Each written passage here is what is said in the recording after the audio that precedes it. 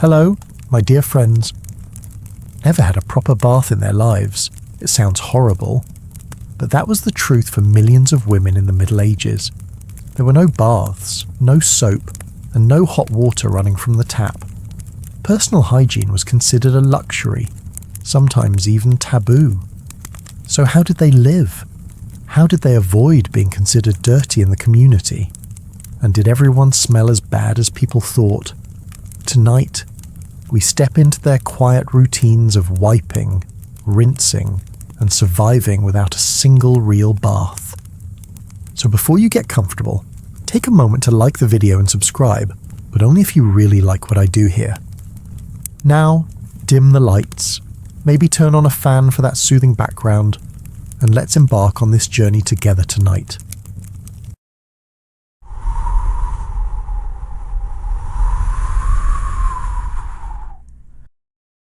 If you think skipping a shower today feels uncomfortable, then life in medieval Europe would be a big adjustment. In most homes, especially in the countryside, women had no separate place for bathing. Houses were simple. Many families lived in just one room, where they ate, worked, and slept. There was no indoor bathroom. There was no private space for cleaning. There were no sinks, no faucets, and no plumbing. Every act of personal hygiene had to be done by hand, often in the open or behind a curtain, using cold water from a bucket or basin. When a woman wanted to bathe, the process began with carrying water. Water had to be fetched from a nearby stream, well, or communal source. That meant walking with heavy wooden or clay buckets. If she wanted warm water, she had to boil it over a fire. That took time and fuel. Firewood wasn't always easy to gather. Poorer families often relied on scrap wood or dried twigs collected from roadsides. Once the water was ready, it was poured into a wooden tub, usually round and shallow, placed in the centre of the room or outdoors behind the house. Bathing didn't happen often. Heating water, finding privacy, and cleaning up afterward were too much work for everyday life. Most women only bathed once every few weeks, sometimes once a month. In cold weather, they avoided it altogether. Warmth was saved for survival, not comfort. Fire was used for cooking and staying alive, not for filling bathtubs, so bathing became rare and carefully planned. A woman might wait until a major holiday, after childbirth, or before a religious event to finally wash her whole body. Personally, I think that if I had to fetch and boil every drop of water myself, I'd skip bathing too. When it was time to bathe, it usually happened in the main living space. The wooden tub was filled with warm water, if possible. The man of the house bathed first, then the older boys, then the younger children. Women bathed last. By then, the water was dirty and lukewarm or cold. It didn't matter. That was the routine. No one questioned it. Privacy was limited. A curtain might be hung, or people might turn their backs. But the home was small. Everyone knew what was going on. In wealthier households, the situation was only slightly better. They might have more servants to carry water and more firewood for heating. But even nobles didn't have fixed bathrooms. Some castles had bathing rooms, but they were used only on special occasions. These rooms still required the same effort. Buckets of water, heated over flames, were carried up stone stairs. Bathing was always manual and slow. Public bathhouses existed in towns and cities, especially in earlier medieval centuries. These were communal places where people could soak, scrub, and even socialize. But over time, bathhouses became linked with disease, sin, and scandal. Some were shut down by church officials. Others simply fell out of favor. For women, especially married or high-status women, using a public bathhouse became risky. Rumors spread easily. A woman seen entering might be accused of improper behavior, so most women bathed at home, or not at all. Instead of full baths, they wiped down their bodies using wet cloths. They focused on areas that felt dirtiest. The face, armpits, feet, and hands were wiped regularly. They used basins filled with warm water if they could get it. No soap was involved unless they were wealthy. Most used ashes, vinegar or herbal water. Towels were rough. There were no fluffy white cloths, no soft robes, and no scented lotions. These days, even a budget hotel has a private bathroom. In the past, a queen might have bathed in the same tub as her servants. Clothing helped manage hygiene. Women wore layers. The layer closest to the skin, usually a linen shift, absorbed sweat and body oils. That layer was changed and washed more often. Outer garments were reused for long periods. Washing clothes took effort. Too, each item had to be soaked, scrubbed, wrung out by hand, and dried in the sun. In winter, drying was difficult. Damp garments often froze or stayed wet for days. Hair washing was also rare. Women covered their hair with caps or scarves. They brushed it regularly and sometimes used vinegar or herbal rinses. A full head wash happened only every few weeks, maybe even less. Combing out dirt and lice was a daily task. Mothers often did it for daughters while sitting by the fire. It was quiet, repetitive work, done without fuss. It's a little funny that medieval society expected women to stay modest and clean, but gave them no tools or time to do it properly. Perfume was for the wealthy. Most women had no access to fragrance beyond herbs. Lavender, rosemary, or mint were dried and sewn into small sachets. These were tucked into sleeves or belts. A woman might rub a bit of oil behind her ears before visiting the market or church. That was considered enough. Cleanliness was measured by appearance, not scent. There was also fear around bathing. Some people believed that washing too often could make you sick. It was thought to open the pores and allow bad air to enter. Others believed water could weaken the body. These ideas spread through villages and even among the educated. So people saw bathing not just as a burden, but as a risk. Women adapted. They used cloths instead of baths. They kept their underclothes as clean as possible. They brushed their teeth with a cloth or twigs. They wiped their bodies with vinegar. And they did all this without much complaint. Cleanliness was not about feeling fresh. It was about staying presentable. That was the standard. In the evenings, a woman might sit quietly and wash her feet before bed. She might change into a clean shift and comb her hair. There was no mirror, no scented candle, just routine, just enough to feel prepared for sleep. And in the morning, it would begin again, fetching water, cleaning clothes, wiping faces, and combing hair. This was the rhythm of hygiene in a world without bathrooms. No steam, no privacy, no convenience. Next, we'll see what women did on days when even wiping with water was not possible, and how they stayed clean using nothing more than cloth, herbs, and memory. There were many days when the bath never came, not because women forgot or avoided it, but because it simply wasn't possible. When heating water took too much fuel, or the weather turned cold, or there were too many chores to attend to, full-body bathing was often skipped. But that didn't mean women gave up on keeping themselves clean. Instead, they turned to something more manageable.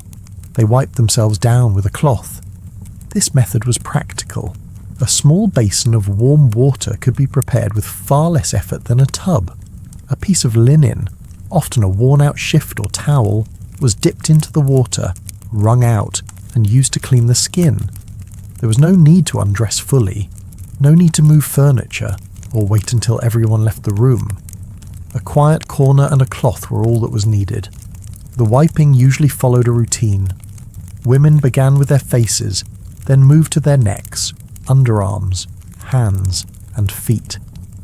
These were the areas that collected the most sweat and odour during the day. Other parts of the body were left untouched unless necessary, not out of laziness, but due to time, privacy, and resource constraints. It is reasonable. If you've already fetched the water, heated it, and found a quiet place, focusing on the parts that smell is a perfectly logical move. To improve the effect, women sometimes added herbs to the water. Rosemary and lavender were favourites, not for luxury, but for function. These herbs helped cover body odour and gave a faint scent that lasted for a few hours. Some also believed certain herbs had cleansing properties or could prevent illness. Whether that was true or not, it gave the act of wiping down a little more purpose. The cloths used for wiping were washed and dried after each use, if possible. In winter, drying took longer. Sometimes they were hung by the fire or wrapped and reused damp.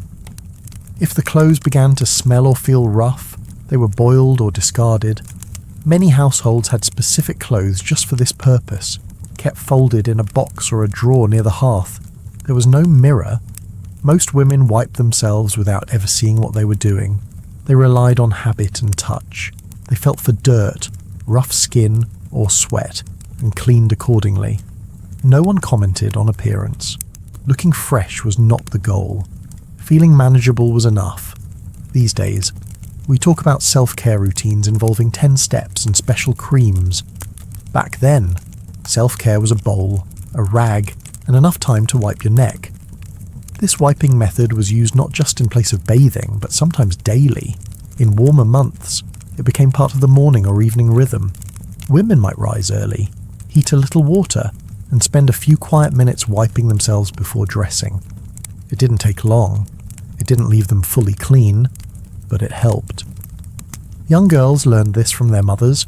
There were no books, no printed instructions, and certainly no public conversations.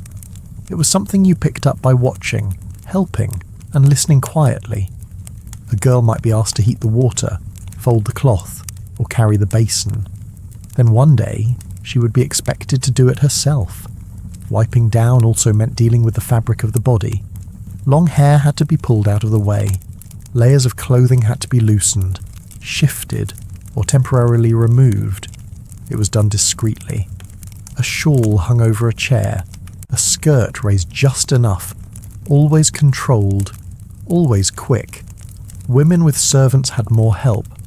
A trusted maid might prepare the water, bring the herbs, and even assist with the wiping if needed. But even then, modesty ruled. A lady might allow someone to wash her feet or rub her back, but never beyond that. The rest remained private. Women guarded their bodies from view, even among other women. There was no perfume, no body lotion, and no cleansing wipes. Only warm water and a cloth. Sometimes, a second basin was used to rinse, but most times, one bowl had to do, and even that was better than nothing. It's a little funny to think that wiping your armpits with rosemary water was once considered good hygiene, but today we have electric toothbrushes that connect to smartphones. On days when there was no water, women relied on dry wiping. They used clean cloths to brush off dust or sweat. A pinch of flour or ground herbs was sometimes rubbed onto the skin to absorb oils. Then it was brushed away with a soft cloth or a piece of wool. This dry method didn't feel refreshing, but it kept things under control. In summer, wiping helped avoid rashes. In winter, it kept the skin from drying out too much. Either way, it was a compromise. Better than nothing. Not perfect, but enough. At night, the clothes were folded again. The bowl was rinsed or left near the hearth for the next morning. Nothing was wasted. The water might be used to mop the floor or soak laundry. The herbs were dried for reuse. Even the smallest routine had its place. It wasn't just about dirt, it was about control. In a world where many things were unpredictable, wiping your own arms and face gave a sense of order. It was one of the few acts that belonged fully to the woman herself. No one could take it away. This method lasted for centuries. Even after plumbing arrived in cities, many rural homes continued with a cloth and a basin. It was familiar, affordable, and required no explanation. Wiping became part of daily life, not a temporary substitute for something better. Looking back, it's clear that medieval women didn't view hygiene as a full transformation. They saw it as maintenance, something small they could manage, often while others were still asleep or while the stew simmered on the fire. They didn't chase the idea of being spotless. They chased comfort and routine. Next, we'll explore how washing the hair fits into this routine and why the head was often left untouched for weeks at a time. While wiping down the body became the most common way to stay clean, hair care was treated very differently. For many medieval women, washing their hair was not part of the regular routine. In fact, it was often avoided for weeks at a time. There were many reasons for this, and none of them had to do with comfort. Washing hair took time, resources, and effort that most people simply didn't have. Unlike a cloth wipe, washing the head meant getting it fully wet, which was risky, especially in cold weather. Water ran down the neck and into the clothes. Hair took hours, sometimes days, to dry completely, especially in winter. Most homes had no way to heat a room just for drying off. Sitting around with damp hair was not just unpleasant, it was considered dangerous. People feared cold air getting into the body. Wet hair was linked to illness. As a result, many women washed their hair only when they had time, warmth, and privacy. That usually meant once every few weeks. Some went even longer. When the time came, they followed a process. First, they heated water in small batches and poured it into a bowl or basin. Next, they used simple materials to scrub the scalp. Soap was rare, so they turned to homemade substitutes. One method was to mix vinegar, especially apple cider vinegar, with water and use it as a rinse. It cut through grease and left the hair feeling lighter. Another method involved dried flowers or herbs. Some ground dried chamomile or lavender into powder and rubbed it into the scalp.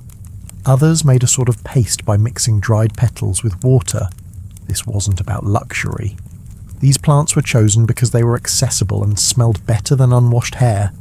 Personally, I think if my shampoo options were vinegar or flower dust, I'd start braiding my hair and never look back. After cleaning, women would rinse their heads carefully, usually with more warm water if they had enough. Then came drying. This step required patience. Without towels as we know them today, women used linen cloths to wrap and blot their hair. They sat near the hearth or under the sun, letting the air do the work.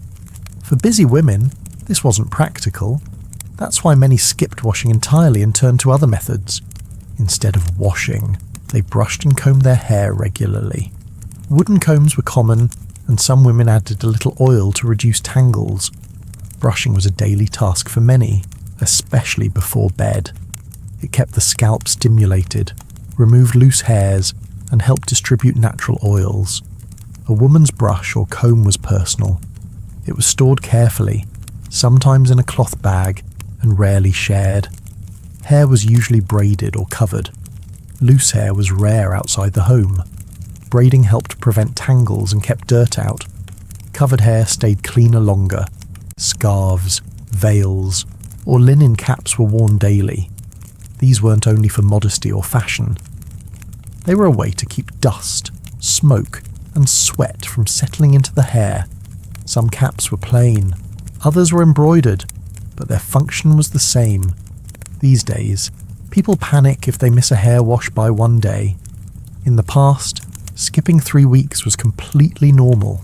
Covering the head also helped manage lice, which were common. Combing helped, but many women used herbal rinses to keep lice away. Some boiled rosemary or thyme and poured the warm liquid over their heads. Others wore small pouches of herbs under their caps. These didn't eliminate the problem, but they made life more bearable. Young girls learned these habits early. They helped their mothers brush hair, prepare rinses, and hang caps to dry. They were told to keep their hair neat, tied back, and clean as much as possible without washing too often. Girls with thick or long hair sometimes had it trimmed to make care easier. There were no salons, no hair dryers, and no products. Just time, cloth, and routine. Even noble women who had more resources didn't wash their hair frequently. They followed similar patterns. A lady might have a servant to assist with rinsing or combing, but the basic method remained. Wet hair was a risk. Dry brushing was safer. Clean appearances came from care, not water. Washing hair also depended on the season. In summer, it was easier. The sun helped with drying. In winter, many women gave up on it completely. Instead, they focused on keeping the scalp clean through rubbing, brushing, and herbal treatments. Washing became a seasonal task, not a weekly one. It's a little funny that in a time when hair was never washed more than monthly, people still cared enough to boil herbs just to keep it smelling nice. After a cleaning, hair might be oiled lightly. Some women used animal fat or plant oils, though these were used sparingly. They helped tame frizz and added a bit of shine. Then the hair was braided, coiled, or wrapped again. It stayed that way until the next round of care, days or weeks later. There was no expectation for hair to look bouncy, glossy, or styled. It only needed to be managed. That meant no tangles, no visible dirt, and no strong odour. Most women never saw the back of their own heads. They combed by feel, trusted routine, and moved on with their day. In rural areas, where dust and smoke were part of daily life, keeping hair under control was difficult. That made coverings even more important. A good cap could extend the time between washes and protect the hair from farm work, fire ash, or wind. A dusty braid was still better than a wet head in the middle of January. Hair was rarely cut short. Long hair was seen as normal and expected, especially for unmarried women. But length was not the focus. Neatness mattered more. A tidy braid or bun showed discipline. It told others that a woman took care of herself, even without modern tools. Looking at medieval hair care today might seem strange, even harsh. But for the women living it, these routines made sense. They saved time. They avoided illness. They kept a level of order in a world where little could be controlled. Next, we'll look at how medieval women handled menstrual hygiene, and what it meant to stay clean when the body followed a schedule of its own. After dealing with daily routines like wiping the body and brushing the hair, women still had to prepare for one of the most personal challenges of medieval life. Menstruation came regularly, but the means to manage it were limited. There were no pads, tampons, or menstrual cups. No disposable products. No instructions are printed on the boxes. Just time, fabric, and quiet adjustments were made each month with whatever materials were available. Most women used folded cloths during their period. These were small pieces of linen, wool, or other absorbent fabric, cut from old clothes or bed sheets. They were folded into rectangles or rolled into bundles and placed inside the underwear or tucked into layers of clothing. Some women had simple linen trousers to hold the cloth in place. Others wore no underpants at all, depending only on how tightly their clothes fit. The clothes stayed in place through friction and movement, and they were checked and changed as often as possible. For women who could not access cloth, soft straw, moss, or animal wool was sometimes used instead. These were shaped into a pad and wrapped in fabric, then positioned to absorb flow. This method was less comfortable and less effective, but still better than nothing. Absorbency wasn't the only concern. Irritation, odour, and leakage were constant risks. Personally, I can't imagine trusting a handful of straw to stay in place, let alone to get through a full day without trouble. After use, the cloths were washed. This was done carefully and in private. The water had to be heated, and the cloth scrubbed by hand. There was no soap as we know it today. Women used ashes, vinegar, or simple herbal rinses. Once clean, the cloths were wrung out and hung to dry, usually indoors. Women avoided hanging them in shared spaces or near windows where others might see. In larger households, the clothes might be hidden behind curtains or dried in locked rooms. Privacy was important, but not always possible. A woman might have to dry her clothes at night or store them under her bed. In small homes, every corner was shared. That meant women had to be creative in managing their hygiene without drawing attention. Some kept their clothes wrapped in layers of other laundry to mask stains or smell. There were no waste bins. Nothing was thrown away.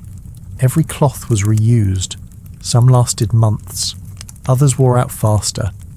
Replacing them meant cutting into precious fabric, which most households couldn't afford to waste.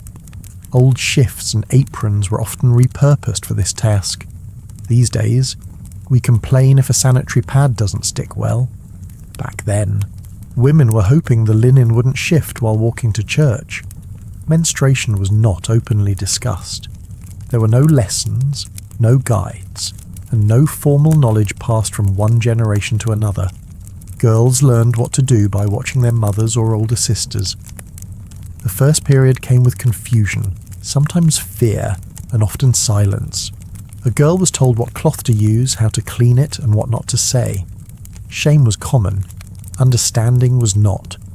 Some families believed menstruation made a woman unclean. During her cycle, a woman might be asked to sleep separately or avoid the kitchen. In certain villages, she might not be allowed to bake bread, touch milk, or enter sacred places. These beliefs varied by region and by household, but the underlying idea was the same: the menstrual body was seen as different, even dangerous. Because of this, many women practiced extra hygiene during their period. They wiped more often, changed clothes more frequently, and stayed close to home when possible. They avoided lifting, climbing, or walking long distances. Some even stayed in bed for part of the day. This wasn't luxury, it was caution. In noble households, menstruation was handled with more support but still little comfort. A lady might have a maid assist with washing clothes or heating water. She might rest in a private chamber, but the materials were the same: linen pads, herbal rinses, a private corner of the room. Being rich didn't change the lack of options. Women tried to reduce the smell with herbs. They placed small bundles of rosemary or mint near their beds. Some rubbed vinegar or rose water behind their ears or under their arms. Others used powders made of ground flowers or chalk. These didn't mask everything, but they helped. Clothing also played a role. Women often wore darker skirts or extra layers during their period. This helped cover any stains. Underskirts were chosen carefully, and some women had a specific set of clothes they used only during this time. These garments were washed separately and stored apart from other clothes. Accidents happened. When they did, women dealt with them quietly. A stain on a bench, a spot on a hem, these things were handled without fuss. There were no commercial stain removers, just water, ash, and patience.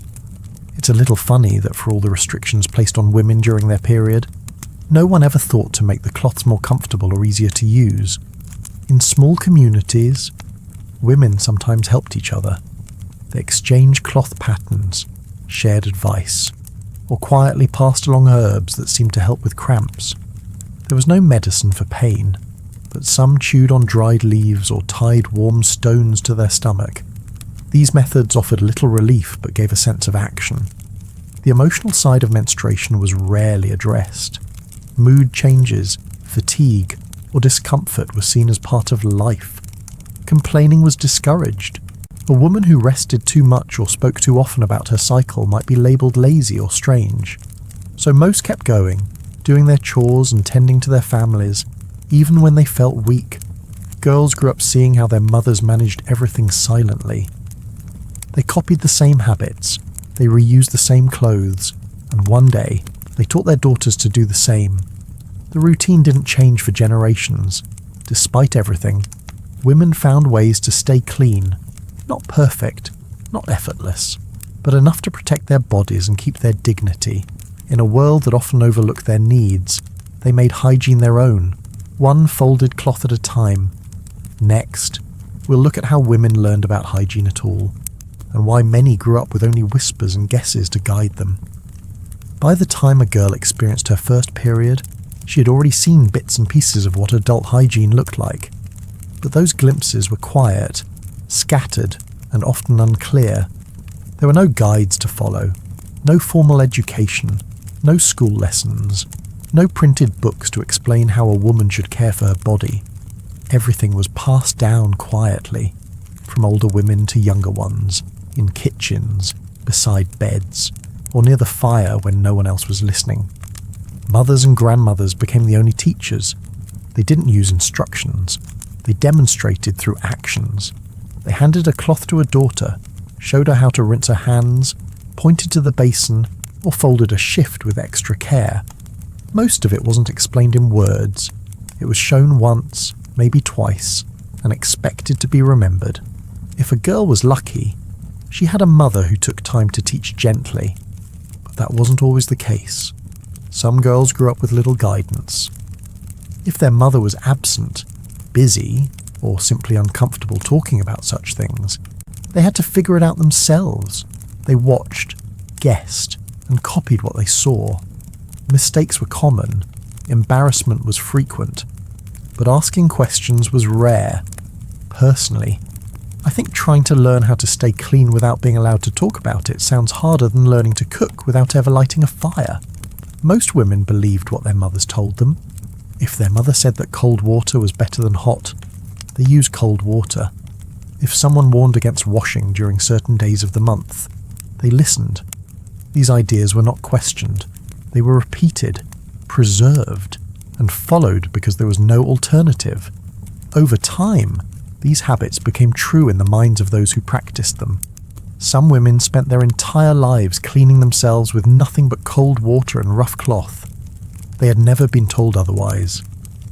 The idea of herbal rinses or warmed basins might not have even occurred to them. Comfort was not the goal. Getting through the routine without making a mess or drawing attention was enough. These days, people look up everything online in seconds. Back then, if your grandmother didn't know how to clean something, you just stayed dirty. There were also strong beliefs tied to health. Many thought that washing too often would harm the body. Some were told not to bathe during their period. Others believed that touching certain parts of the body too frequently would cause illness. These ideas weren't based on science. They came from fear, tradition, and the church. But without education, women had no way to challenge them. The lack of instruction didn't just affect physical hygiene, it also shaped how women saw their own bodies. Shame was common. A girl might not know the names of body parts. She might think bleeding was a punishment or that body odor was a sign of sin. These beliefs could follow her for life. Without someone to explain, she carried quiet discomfort for years. In noble households, girls sometimes had governesses or wet nurses who offered limited guidance.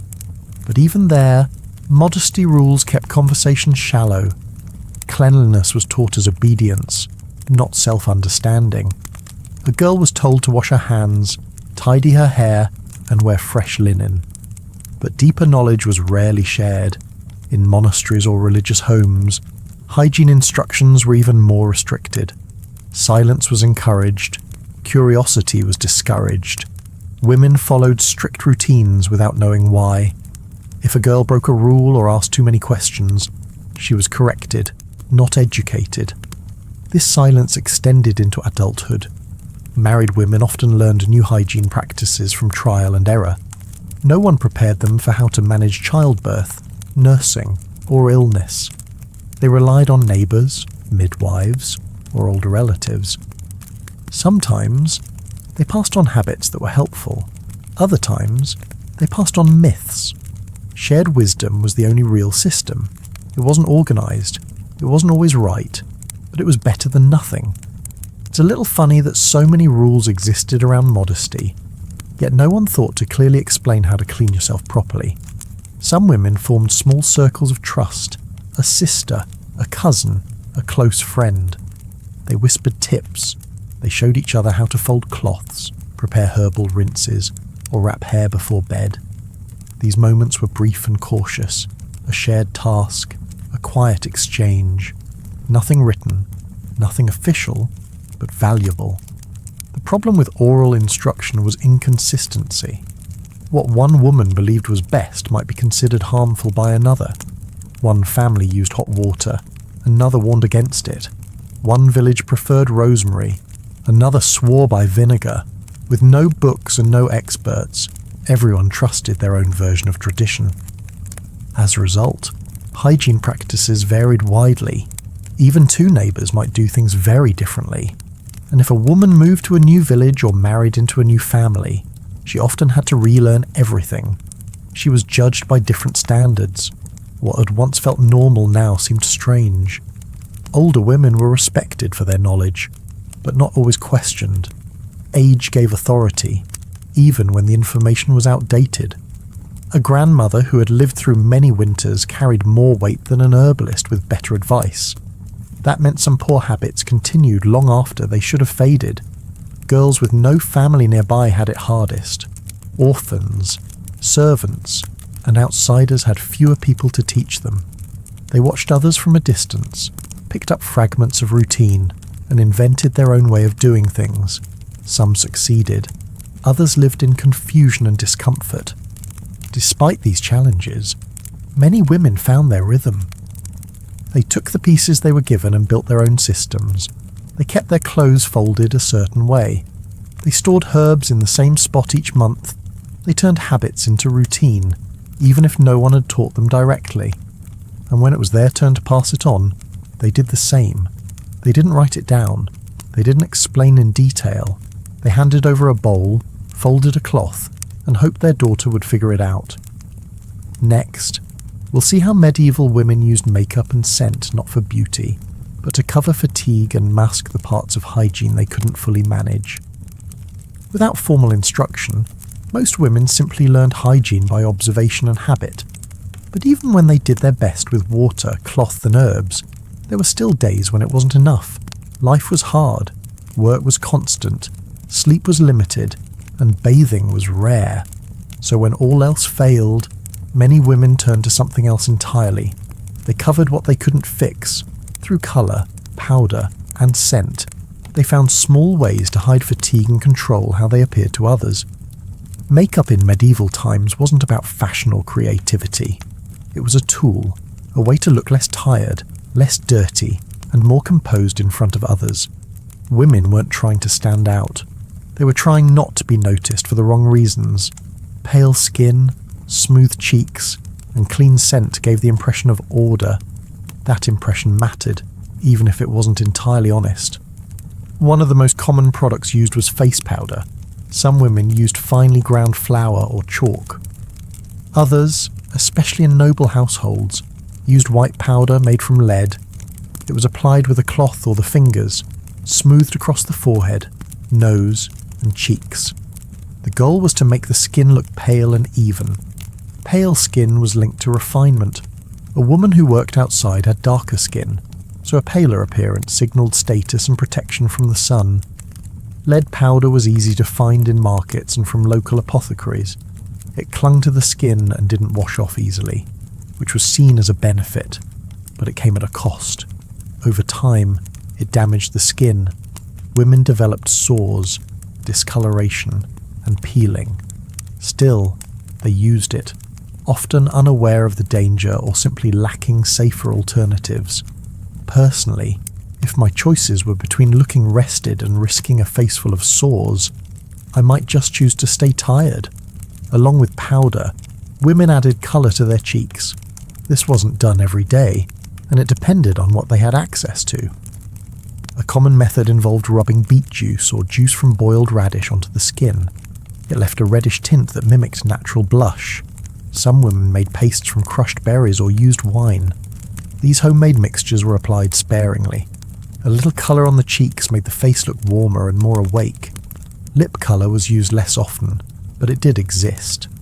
One method was to mix red clay with animal fat, creating a soft paste that could be dabbed on the lips.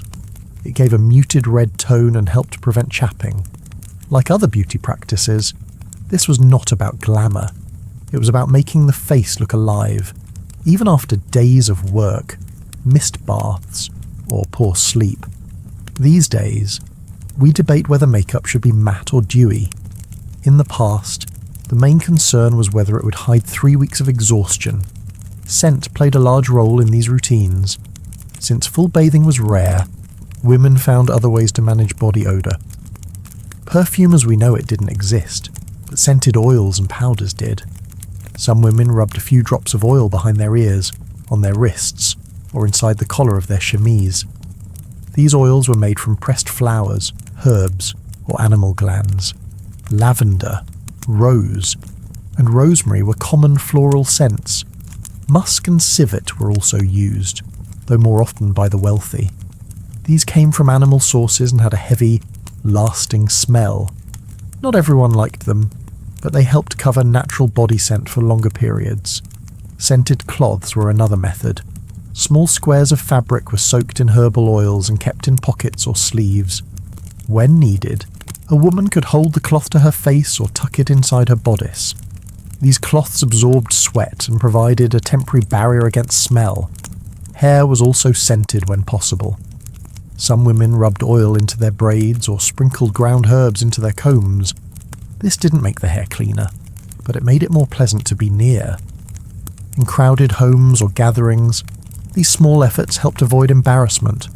Noble women had more access to these materials. They received gifts of perfume, powders, and oils from visitors or merchants. Their servants prepared mixtures using imported ingredients. But even poor women found ways to adapt. They hung bunches of dried herbs near the bed. They crushed petals into oil. They used vinegar mixed with mint as a rinse. It's a little funny that while medieval people feared the dangers of bathing, they had no problem rubbing unknown powders and animal grease on their faces. Women rarely talked openly about these routines.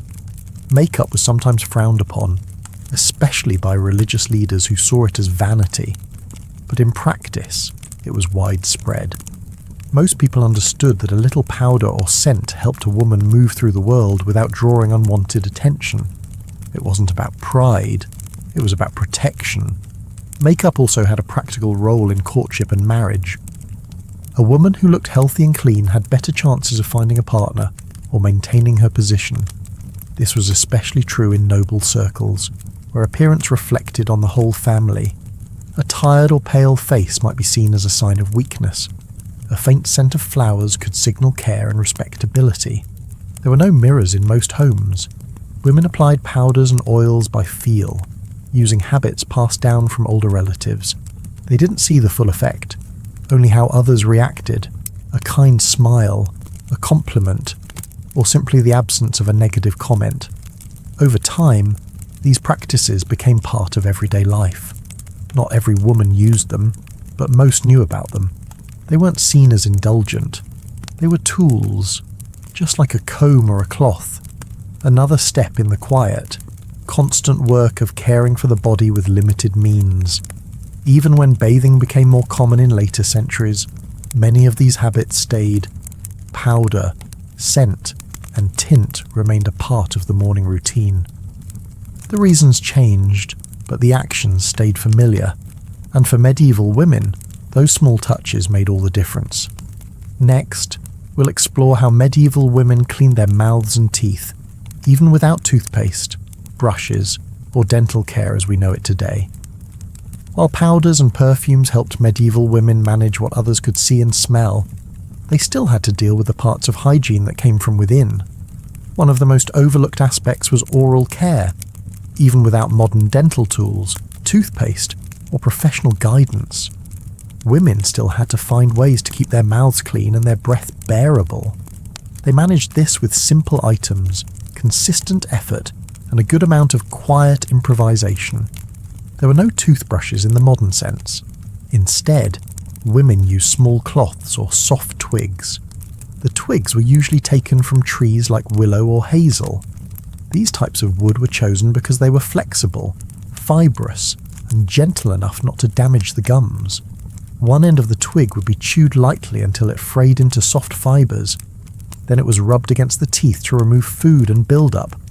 The process was basic, but effective enough for daily maintenance. Cloth was another common tool. A strip of clean linen was wrapped around a finger and used to scrub the surface of the teeth and the inside of the cheeks. This method allowed for a bit more control, especially for women who didn't have access to suitable wood or lived in areas without those trees. The clothes were rinsed after use and hung to dry, and were often used repeatedly until they wore out. Personally, if I had to choose between chewing a tree branch and rubbing my gums with a rag, I'd probably end up doing both and calling it a day. Since there was no toothpaste, women relied on what they had. Salt was widely used. It helped scrape away build-up and acted as a mild disinfectant. Some women dipped their twig or cloth in dry salt before scrubbing.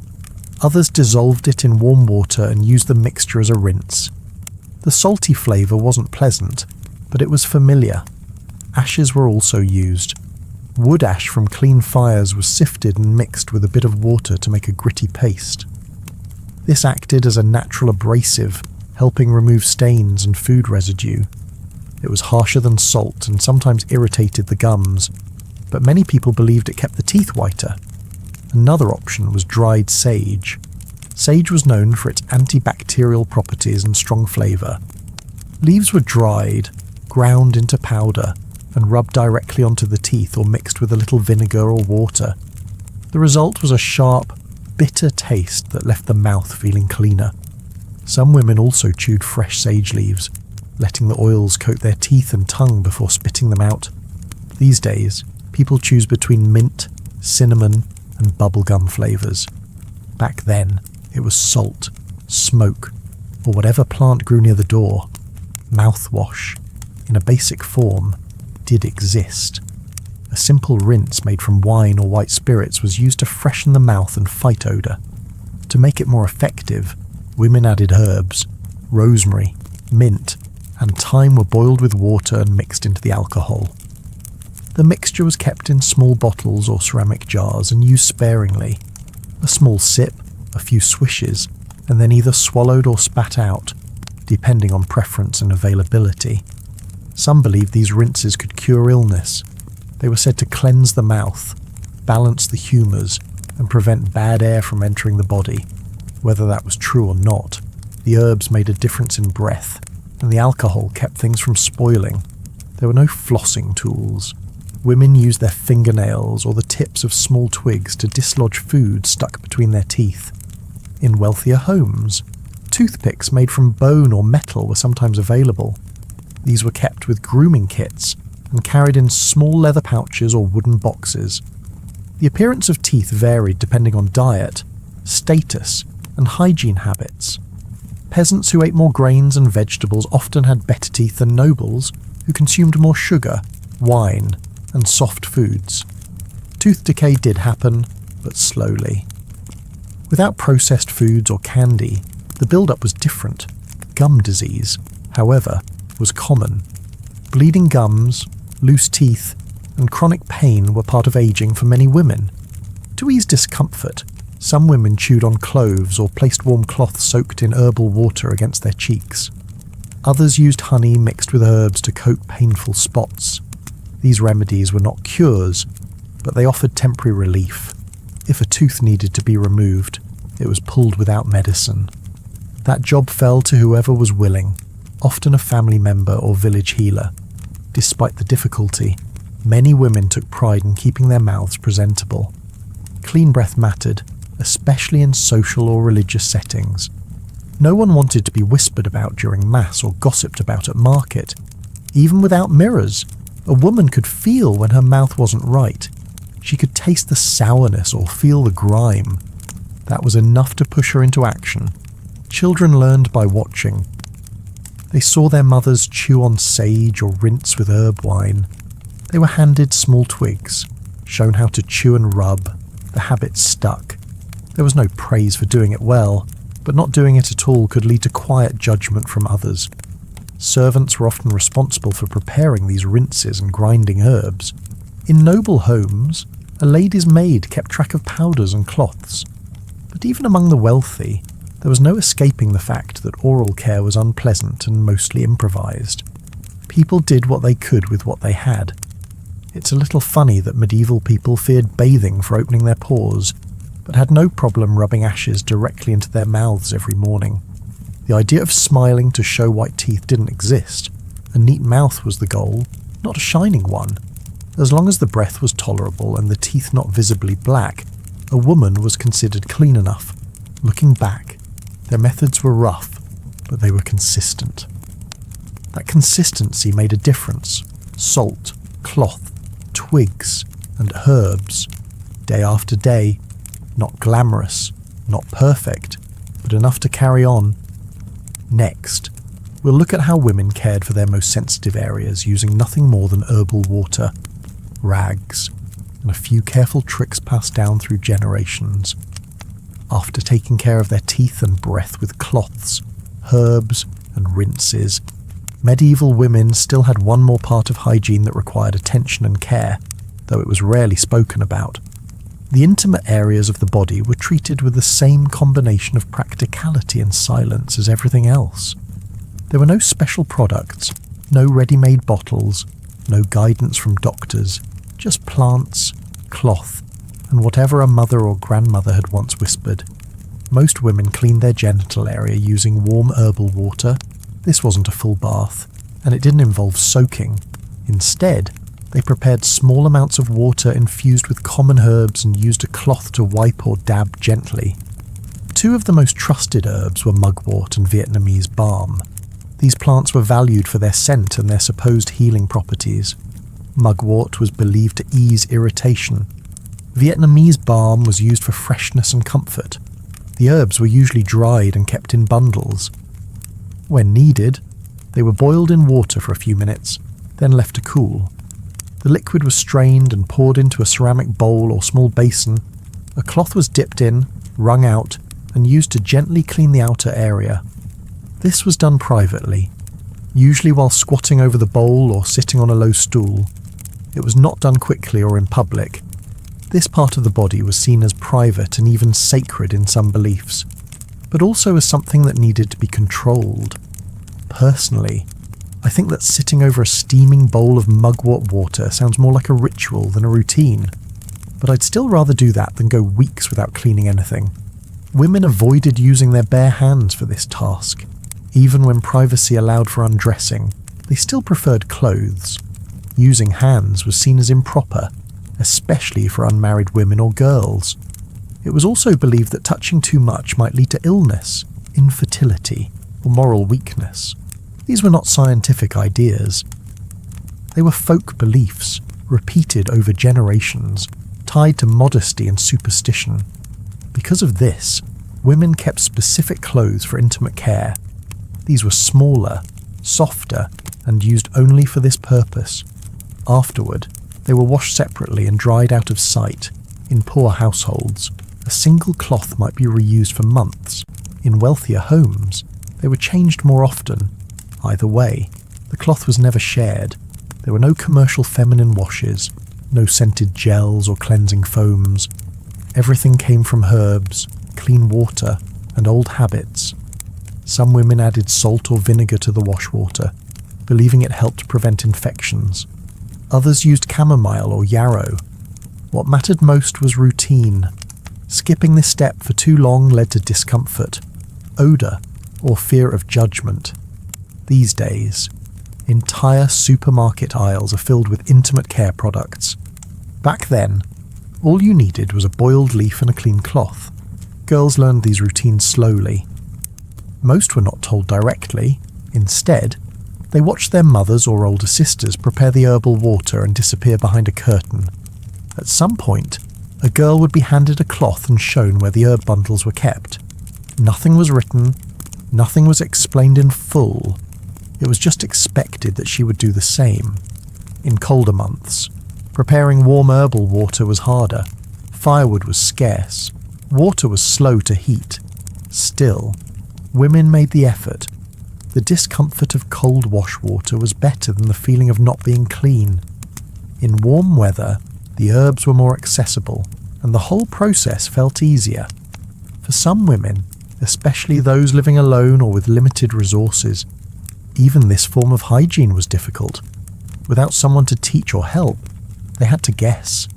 Some skipped the practice altogether and relied on wiping with dry cloths. Others tried to keep clean with plain water. It wasn't ideal, but it was better than nothing. Smell was always a concern. Without regular washing, odour builds up quickly, especially during menstruation or illness. Herbal water helped. Some women also wore small sachets of dried herbs tied to their waist or tucked into their chemise. These didn't stop the odour, but they helped mask it slightly. The clothes themselves were stored carefully. Most women had a small box or wrapped bundle hidden among their personal items. These cloths were never used for other parts of the body. Reusing rags for general wiping or cleaning the house was common, but not in this case. This part of hygiene had its own tools, however simple. There was also fear attached to this kind of care. Some women believed that if they cleaned too often, they might disturb the natural balance of the body. Others were told that cold herbal water could harm fertility. Whether these ideas came from local midwives, older relatives, or travelling healers, they were taken seriously. But in spite of all the limits, women found ways to manage. They stuck to routines, adjusted by season, and paid attention to what made them feel right. Clean didn't mean sterile, it meant fresh enough to go about your day without discomfort or shame. It's a little funny that for all the shame and secrecy surrounding female hygiene, the only thing standing between women and infection was a pot of boiled weeds. Midwives sometimes gave advice. In villages, they were the closest thing to health authorities. They might recommend certain herbs for itching, others for after childbirth, and some for daily care. Their knowledge varied, but many women trusted them more than any priest or physician. Noble women followed similar routines but with more help. A maid might prepare the herbal water, bring clean cloths, and wait outside while the lady took care of herself. Still, the process was quiet, hidden, and not discussed. No one asked about it. No one described it openly, but most women did it, in some form or another. It was part of staying comfortable, part of being able to sit with others, pray at church, or sleep through the night without distraction. Looking back, it's clear how much women relied on their own discipline to maintain intimate hygiene. There were no reminders, no products, no schedules, just memory, habit, and the quiet pressure of knowing that being clean, even a little, made everything else more bearable. Next, we'll see how women managed to hide body odor throughout the day, using subtle tricks that fit into their clothing and daily movements. Even with herbal water, careful wiping, and regular routines, there were still days when women didn't feel fully clean. Medieval life involved physical work, heavy clothing, and shared spaces. Sweating was constant, bathing was rare, and most people lived close together. In that environment, body odor became something women couldn't eliminate completely, but they could try to manage, and most of them did, not by changing their bodies, but by learning how to mask the smell. The most common tool was a scented cloth. Many women carried a handkerchief or small square of linen soaked in oil or crushed herbs. This cloth was folded and tucked into a sleeve, belt, or carried in the hand. When the scent of sweat or smoke felt overwhelming, the cloth could be held to the nose or rubbed lightly on the skin. It didn't remove odor, but it distracted from it long enough to get through a conversation or a public gathering. These handkerchiefs were usually treated with rosemary oil, rosewater, or lavender. The scent came from herbs grown in gardens or collected in fields. The clothes were made at home and refreshed as needed. In wealthier households, they might be made of finer fabric and stored in small decorative cases, but the function was the same for all women. Personally, I think I'd need more than one scented cloth if I had to live in layers of wool without bathing for 2 weeks. Another method was to wear small herbal pouches. These were tiny bags sewn from scrap fabric and filled with dried herbs or crushed flowers. They were tied with a string and hung inside the bodice or around the waist. Some were worn near the chest, others near the hips. The idea was simple. The pouch released scent close to the body, covering or blending with natural smells. Common herbs used in these pouches included sage, thyme, lavender, and mint. Some women added cloves or dried orange peel when available. These combinations were chosen not just for their fragrance, but because many were believed to ward off illness. If a woman could not prevent body odor, she could at least feel like she was protecting herself from disease. These days, we spray perfume and walk into clouds of mist. Back then, women wore little pockets of dried salad just to feel socially acceptable. Layering clothing was another key strategy. Women wore multiple garments, not only for warmth, but also to manage sweat and smell. The innermost layer, usually a linen shift or chemise, absorbed moisture and body oils. This layer was changed and washed more frequently than the outer garments. A clean shift helped a woman feel fresher and kept her dresses from becoming too soiled. Shifts were made of plain linen, easy to rinse and hang to dry. They were often the only piece of clothing washed weekly, depending on weather and access to water. Outer gowns, coats, or aprons were brushed or aired out, but rarely washed. They were heavy, expensive, and slow to dry.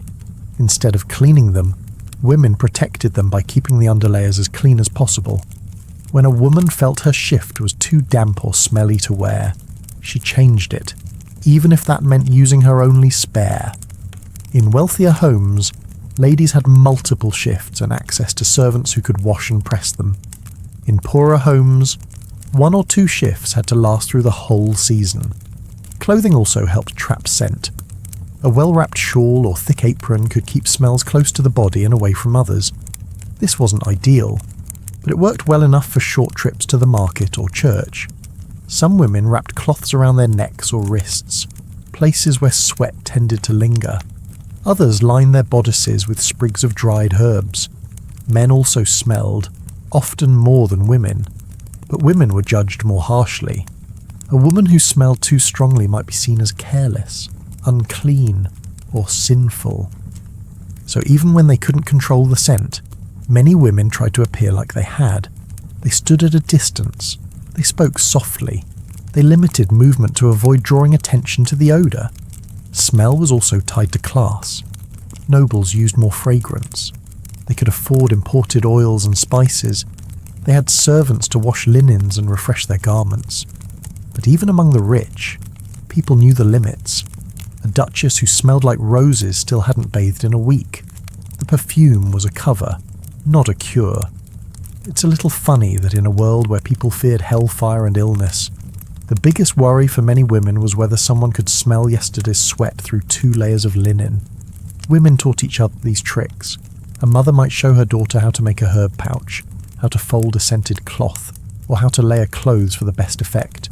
These weren't grand lessons, just quiet moments, shared during chores or dressing. Once learned, they became habits. Some women burned herbs in small clay bowls to scent their rooms and clothing. Others hung bundles of dried plants near their beds or windows. Even bed sheets, rarely washed, were sometimes rubbed with scented oil or hung outdoors to absorb fresh air. These efforts were small, but they helped create the feeling of cleanliness, even when true cleanliness was out of reach. The church sometimes frowned on excessive fragrance. Scent was linked to vanity, temptation, or false appearances, but most people ignored those warnings. The choice was between a modest scent or an obvious odour, and most women chose the former. They weren't trying to attract attention, they were trying to avoid it. Some women even brought scented cloths to funerals or crowded churches, where heat and lack of ventilation made the smell of unwashed bodies hard to bear. The cloth served both as a handkerchief and as a shield against overwhelming air. A small tool, a big difference. Looking back, these habits show how resourceful women were. They couldn't stop sweating, they couldn't bathe often, but they learned how to work with what they had: herbs, cloth, and patience. That was their system: quiet, repetitive, practical. Next, we'll explore how clothing itself became a form of hygiene, acting as a barrier between sweat, dirt, and the rest of the world. Covering odour with herbs and cloth worked well enough in daily life, but in the end, nothing protected a woman from dirt, sweat, and judgment more than her clothes. Garments were not just for modesty or warmth, they were the final layer of hygiene in a world without bathrooms, laundry machines, or deodorant. What a woman wore played a major role in how she felt and how others perceived her. Most women dressed in layers. The innermost layer was a chemise, or shift, made of coarse linen. It rested directly against the skin, absorbing sweat, oils, and any dirt from daily tasks. This piece was simple, long, and loose. Some had sleeves, others were sleeveless, depending on the season. The shift was not meant to be seen, but it was perhaps the most important item in a woman's wardrobe. Its purpose was clear. It absorbed everything before it could reach the outer garments.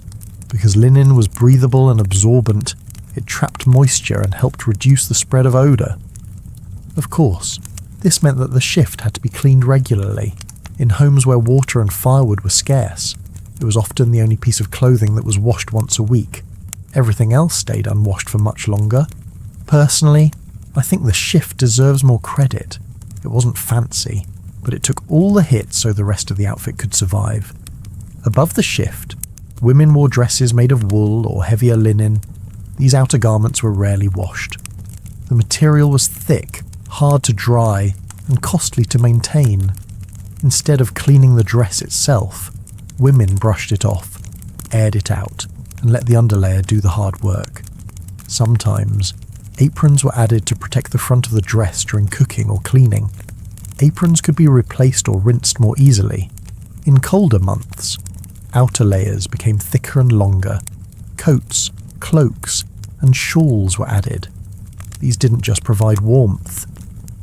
They also helped hide stains, frayed hems, and the smell that might cling to underlayers. A thick wool cloak could mask both appearance and scent. It wrapped around the body like a shield, protecting the woman from outside judgment and her neighbours from her natural odour. These days, we rely on fabrics that wick moisture and breathe easily. Back then, they relied on 3 layers of linen, 2 of wool, and a prayer that no one got too close. Dressing in layers was more than just a strategy. It was necessary. Women wore their clothes for long hours, sometimes days. They worked in kitchens, gardens, and fields. They carried children, hauled water, and sat by smoky fires. Clothes caught everything the body released. Without frequent bathing, the only way to stay respectable was to cover the body as thoroughly as possible. At night, the shift was often the only garment removed. It might be hung near the fire to dry or washed if there was time. Some women slept in a fresh shift if they had one. Others wore the same one for days. In noble homes, servants helped remove layers, brush garments, and prepare clean shifts. In poorer homes, women did everything themselves, sometimes washing a shift while still half-dressed in another. Colour played a role too. Outer clothes were often dark, patterned, or dyed with plants that helped hide dirt. Inner garments were plain and pale. Stains showed easily on a shift, which was useful for knowing when it needed washing. On the other hand, dark cloaks and dresses hid everything. A woman could wear them for weeks without drawing comment, as long as the linen beneath was clean. Smell control depended on materials. Linen absorbed moisture and dried quickly. Wool resisted dirt but held on to scent. Cotton was rare. Silk was used only by the rich and had to be treated delicately. Most women worked with what they had. If they could afford extra shifts, they rotated them. If not, they rinsed and reused until the fabric wore thin. Clothes also protect against skin problems. Layers reduced friction, shielded against insects, and limited exposure to dust and smoke. A woman who wore a proper shift and clean apron had fewer rashes and infections than one who wore the same dress without any lining. Storage mattered. Garments were hung near the fire to keep dry or folded in wooden chests with herbs. Some women added lavender or rosemary to their clothing trunks, hoping to keep garments smelling pleasant. Others hung their dresses in open windows, letting the breeze do what a bath could not. Washing outer garments happened rarely, and only in warm seasons. The process was long. Water had to be hauled, heated, and scented. Garments were soaked, scrubbed on wooden boards, and wrung by hand. Drying took hours or even days. For this reason, most women owned as few outer pieces as possible. A ruined dress meant weeks of repair or replacement. It's a little funny that in a time when people feared illness from bathing too often, they thought nothing of wearing the same cloak for an entire season. Children learned early how to care for their clothes. Girls were taught to fold garments, patch holes, and spot stains. They practiced layering their outfits correctly and keeping their shifts clean. Older girls helped younger siblings get dressed. These routines became second nature. Dressing properly was also tied to morality. A woman who wore too few layers or exposed too much skin might be judged harshly, even if she was clean underneath. Modesty and hygiene were often seen as one and the same. A neatly dressed woman, fully covered, was assumed to be well kept. Whether or not she had bathed was a separate issue. Even women who worked in the fields took pride in their layering. A patched shift, a clean apron, a tidy cap. These were signs of care and discipline. They showed that the woman respected herself and her community. Appearance was the first defence, and clothing was the first tool. Looking back, it's clear how much work women put into managing their hygiene through what they wore. Without products, machines, or services, they used linen, wool, and habit. They dressed each morning with purpose, knowing that their garments were doing more than just covering them. They were carrying the burden of every missed bath and every hard day. Next, we'll look at the quiet role of servants and maids, and how they became the behind-the-scenes caretakers of other women's hygiene. Behind every noblewoman who appeared clean, composed, and neatly dressed, there was usually someone working quietly in the background. That person was often a servant, usually female, whose job extended far beyond sweeping floors or preparing meals. In many households, the maid or lady's attendant became something else entirely: a personal caregiver, a silent witness, and at times, a kind of unofficial nurse. Though no one called her that out loud, she was expected to manage much of what we would now associate with basic health and hygiene. Helping a noble woman stay presentable was not a simple task. Each day began with dressing, which was a layered process. The maid helped remove nightclothes, inspected shifts for stains, fetched clean ones if available, and assisted in arranging layers correctly. She had to make sure everything was in order, from the tightness of laces to the folding of sleeves. The goal was not just beauty, it was an order. A woman who looked neat was assumed to be clean, and that illusion often depended on the quiet work of her servant. Cleaning the body was part of the routine too. The maid brought warm water, unfolded cloths, and waited behind a screen while the lady wiped herself. Sometimes, the servant was asked to help with hard-to-reach areas: the back, the feet, and the hairline. There were no gloves, no tools, just hands, cloth, and trust. It was a daily duty, often done without complaint. Personally, I think being asked to rub someone else's feet with vinegar water before breakfast is a strong test of loyalty. Hair was another responsibility. The maid brushed it out, untangled knots, oiled the ends, and plaited it tightly. She cleaned the comb, stored the ribbons, and gathered loose strands from the floor. A proper hairstyle took time, and repeating it each morning required attention and patience. If the lady had a wig or hairpiece, the maid also cleaned and styled it. On some days, especially before formal gatherings or religious events, the maid prepared a warm basin or bath. She fetched water from the kitchen or well, carried it upstairs, and poured it carefully into a tub. If herbs or scented oils were requested, she steeped them first. Then she held up towels, emptied the used water, and washed the cloths afterward. Her clothes often got wet in the process. These days, people pay extra for spa services.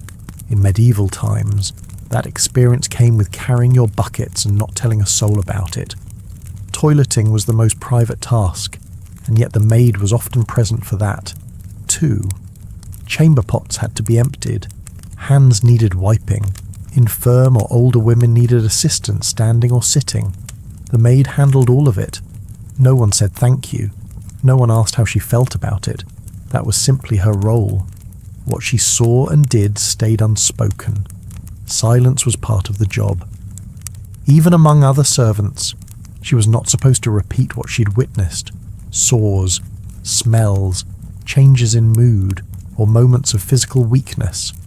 A good maid kept secrets. A loyal one kept them forever. These expectations extended to medical care. If the lady had a fever, the maid wiped her face. If she had cramps, the maid prepared herbal wraps. If there was bleeding, swelling, or discomfort, the maid cleaned and dressed the area. She wasn't trained. She learned by doing, or by watching older servants. There were no manuals, just routine, instinct, and the memory of how things had been handled the last time. Maids also managed laundry. That included soiled shifts, menstrual cloths, handkerchiefs, and anything that absorbed body fluids. They boiled water, stirred linen with sticks, rinsed, wrung, and hung each item to dry. They handled stains quietly. If something could not be saved, they patched it or hid it. Their work made sure that no one outside the house ever knew what had gone wrong inside. They were also expected to maintain a calm presence. If the lady was nervous, the maid remained still. If she was angry, the maid listened. If she cried during cleaning, the maid did not speak. The relationship required balance, distant enough to be proper, close enough to be useful. In some homes, the maid was the only person who truly knew the condition of the lady's body. Doctors were called rarely and only when necessary. Husbands might not know about infections, weakness, or recurring pain. But the maid knew. She saw the changes, washed the cloths, and noticed the new bruises. And she remembered. It's a little funny that in a house full of staff, the person who did the most medical work had no title, no training, and no recognition. Young girls entering service started by assisting older maids. They learned which herbs to boil, how to fold cloths, and when to speak. They watched quietly and copied the routines. Over time, they became the main caregiver, the one the lady called first in the morning and last before sleep. Trust was earned over the years. A maid who kept her place, protected her lady's privacy, and never gossiped became irreplaceable. She might not have had a room or fine clothes, but she was valued in a different way. Some stayed with the same woman for decades, witnessing every illness, pregnancy, and grief. In return, the lady sometimes showed small kindnesses, a warmer cloak, a better meal, or a quiet word of thanks. But there was always a distance. One washed, the other was washed. That boundary stayed in place no matter how many years passed. Looking back, it's easy to see how vital these women were. They were not called doctors. They were not treated like family. But their hands carried out the work that kept others comfortable, clean, and dignified. Without them, the routines would have broken. The appearances would have failed, and no one would have looked as proper as they needed to. Next, we'll explore the simple personal tools that made hygiene possible. Small items kept in wooden boxes and guarded as carefully as gold. The hands of a maid might have performed the daily tasks, but much of a woman's hygiene still depended on the small tools she owned and kept close. These weren't luxurious objects or specialized instruments. They were simple, practical items, often handmade or passed down. A wooden comb, a face cloth, a clean basin. These everyday objects formed the foundation of personal care. Without them, even the most dedicated hygiene routine would have fallen apart. Nearly every woman, regardless of class, had a comb. The most common kind was made from wood. Some were carved from a single piece, with teeth that varied in width. One side was for detangling, the other for smoothing. Combing was done daily, especially in the morning and before bed. It helped control hair, remove lice or dirt, and spread natural oils from the scalp to the ends. Wooden combs could last for years if cared for. They were oiled, wiped clean, and stored carefully. Face cloths were also considered essential. These were small pieces of linen or wool, usually cut from worn garments. They were used to wipe sweat, clean the face, or freshen the hands and neck throughout the day. A woman might keep one tucked into her sleeve or belt, ready to use when needed. The cloth was washed regularly and was never shared unless there was no choice. Another key item was the water bucket, a sturdy wooden pail with a handle. It was used to fetch, carry, and store water for all hygiene activities. In larger homes, multiple buckets were kept in rotation and servants filled them. In smaller households, women carried them themselves, walking long distances to wells or streams. Water was used sparingly. A single bucket might need to cover washing the face, soaking cloths, and even rinsing a comb. Personally, I think if I had to carry every drop of my wash water from a stream, I'd think twice before washing anything at all. Other tools included scraps of cloth used for wiping the body. These were not fancy or specially made, just soft, worn fabric that had already served another purpose. Old shifts, pillowcases, or baby clothes were often cut into squares. These pieces were folded and stored in bundles, used for everything from wiping underarms to drying the feet. Pumice stone was another item found in many homes, rough but effective. It was used to scrub hardened skin, especially on the heels and elbows. Some women also used it on their hands to remove calluses. It was not comfortable. The stone could be harsh, especially on delicate skin, but it was one of the only options available for exfoliating the body. It was stored dry, wrapped in cloth, and taken out when needed. Needles were more commonly associated with sewing, but they also played a role in hygiene. Small splinters were removed using sewing needles. Ingrown hairs were picked free. Some women used needles to pull out small thorns from their feet or hands after working in the garden. A clean needle, warmed by the fire, became a minor medical tool in homes where no doctor would ever come. These personal items were usually stored together in a wooden box or a woven basket. The box was often kept under the bed or inside a trunk. It held a woman's most private tools, including her comb, cloths, herbs, small scissors, and sometimes a mirror if she was lucky enough to own one. The box was not shared. Even between sisters, these items were considered personal. Lending a comb or cloth was done only in emergencies. These days, we have entire bathroom drawers filled with gadgets. Back then, a woman kept everything she needed for hygiene in one wooden box the size of a loaf of bread. In noble homes, the box might be decorated or locked.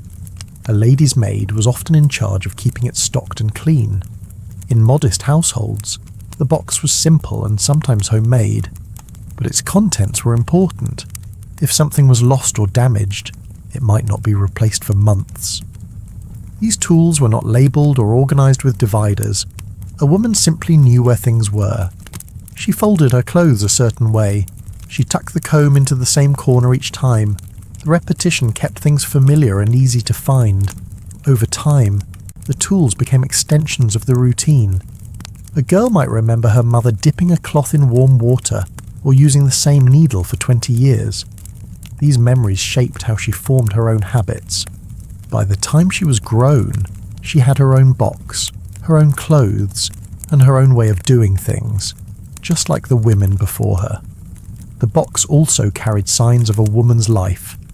A worn comb spoke of long hair and daily care. A frayed cloth told of years of wiping and rinsing. A cracked pumice stone showed how often the feet were scrubbed. These tools aged alongside their owners. The simplicity of the items didn't mean they were unimportant. On the contrary, losing one could throw off a routine. If a cloth tore and no replacement was ready, the day's washing might be skipped. If a comb broke, hair tangled, and headaches followed. So women took care of their tools, not out of sentiment, but out of necessity. It's a little funny that so much of daily hygiene depended on a few items that today would barely fill a travel bag. Children grew up watching how these tools were used. They helped fetch water, rinse cloths, or oil combs. They were taught not to touch the private box unless told. A daughter might receive her own set of clothes or a small box when she reached womanhood. It marked a step toward independence, even if the tools inside were plain. These small items didn't offer luxury, but they offered control. In a world full of unpredictability, with weather, illness, and hunger always close, the simple act of reaching for the same cloth each morning gave a sense of order. It meant something was still within reach. Something was still yours. Looking back, it's easy to see how these tools held quiet power. They weren't discussed or displayed, but they helped women stay clean, calm, and composed. One cloth at a time, one comb through the hair, one needle near the fire. Next, we'll look at where these routines actually took place. In the makeshift wash stations in the middle of homes, yards, or hidden corners that served as private spaces for public lives. The tools may have been simple, but the spaces where medieval women cared for their bodies were even simpler. There were no bathrooms, no tiled washrooms, and no spaces designed for privacy. Hygiene had to happen wherever there was room and water. That meant most daily routines took place in the middle of living areas, beside the fireplace or outside in the yard. These spaces were not created for comfort. They were created out of necessity. In most households, the washing area was a wooden basin placed in the corner of the main room or out near the back wall of the house. There were no fixed fixtures or plumbing. The basin might sit on a bench or the ground, depending on who was using it. It was filled by hand, emptied by hand, and cleaned with leftover water and ashes. Once the washing was done, the basin was set aside to be used again for something else, like laundry or soaking vegetables. Water was fetched from wells or streams, carried back in buckets made of wood or metal. The same bucket used to wash a face might later be used to rinse dishes or clean tools. There was no clear line between kitchen water, cleaning water, and hygiene water. What mattered was availability. On days when water was limited, hygiene routines were skipped altogether. There was little privacy. In homes with only one room, everything happened within view of others. Women might turn their backs, hang a cloth for modesty, or wait until children were outside. But true isolation was rare. Washing became something quick and quiet. No one stared, but no one pretended not to notice either. Personally, I think it would be very difficult to focus on wiping my face if I knew 3 people were also kneading bread right next to me. Outdoor washing happened more often in warm weather. A wooden tub or shallow barrel might be placed in the yard behind the house. There, women could rinse their feet, scrub a cloth, or wash their hair. Sometimes they washed children in the same space. The tub was used for many purposes and shared by the entire household. It was not left filled. Water was poured in for each use and emptied immediately afterward. Bathing or wiping took place quickly. The wind, dirt, and curious animals made outdoor hygiene unpredictable. A passing neighbour might see something. A goat might drink the rinse water. These were not emergencies. They were part of life. Everyone understood the limits. As for toilets, there were none. The idea of a flushing toilet did not exist in most of medieval Europe. Instead, people used chamber pots indoors or found private spots outdoors. In towns, waste was collected in buckets and dumped into trenches or rivers. In the countryside, it was often poured into open ditches or shallow pits dug near the house. The smell was constant, especially in the summer. These days, people complain when a bathroom doesn't have scented soap. Back then, a family felt lucky if the waste pit didn't flood after the rain. In noble households, there were slightly better arrangements. Some castles had small stone rooms with wooden seats built over holes that led to cesspits. These rooms were sometimes referred to as garderobes. Still, they lacked water and had no method for flushing. Servants had to clean them by hand, using ash, herbs, and water to reduce the smell. Even in royal settings, the odour never truly left. Each morning, chamber pots were emptied and cleaned. This job often fell to the servants or the younger members of the household. They carried the contents outside, dumped them in designated areas, then rinsed the pots with water and ash. Ash was useful not only for cleaning, but also for absorbing liquid and controlling odour. A few handfuls sprinkled in the bottom of a pot made a difference. These cleaning routines became part of daily life. No one expected pristine conditions. The goal was simply to avoid build-up and keep living spaces manageable. In homes without servants, women did this themselves, often first thing in the morning before others woke up. Ash was also used for cleaning floors, wiping tables, and scrubbing the basins where women washed themselves. Mixed with water, it created a basic form of soap. It was rough on the skin, but better than nothing. Many women had dry hands and cracked nails from years of using ash to clean everything. Children were taught early to help with these tasks. They fetched water, carried waste, and learned which corners of the yard were best for privacy. There was no shame in it. These chores were part of growing up and part of surviving in homes with no plumbing and limited space. Women created small zones of privacy when they could. A curtain hung from the ceiling, a bench turned sideways, a stool was placed near the fire. These spaces became makeshift washrooms. In the early morning or late evening, a woman might finally find a quiet moment to rinse her face or change her shift. It's a little funny that in homes built without walls, women still found ways to carve out small corners for dignity and quiet.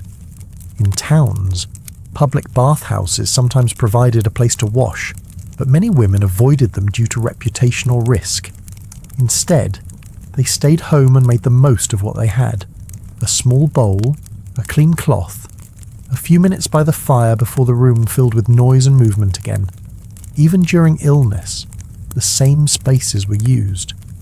A sick woman might be washed in the same basin where she once soaked her feet. There was no special equipment, only extra care.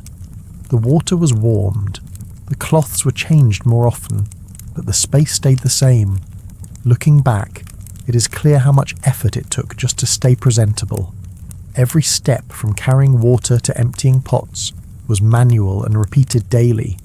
There were no shortcuts, no buttons to push or handles to turn, just wood, cloth, ash, and time.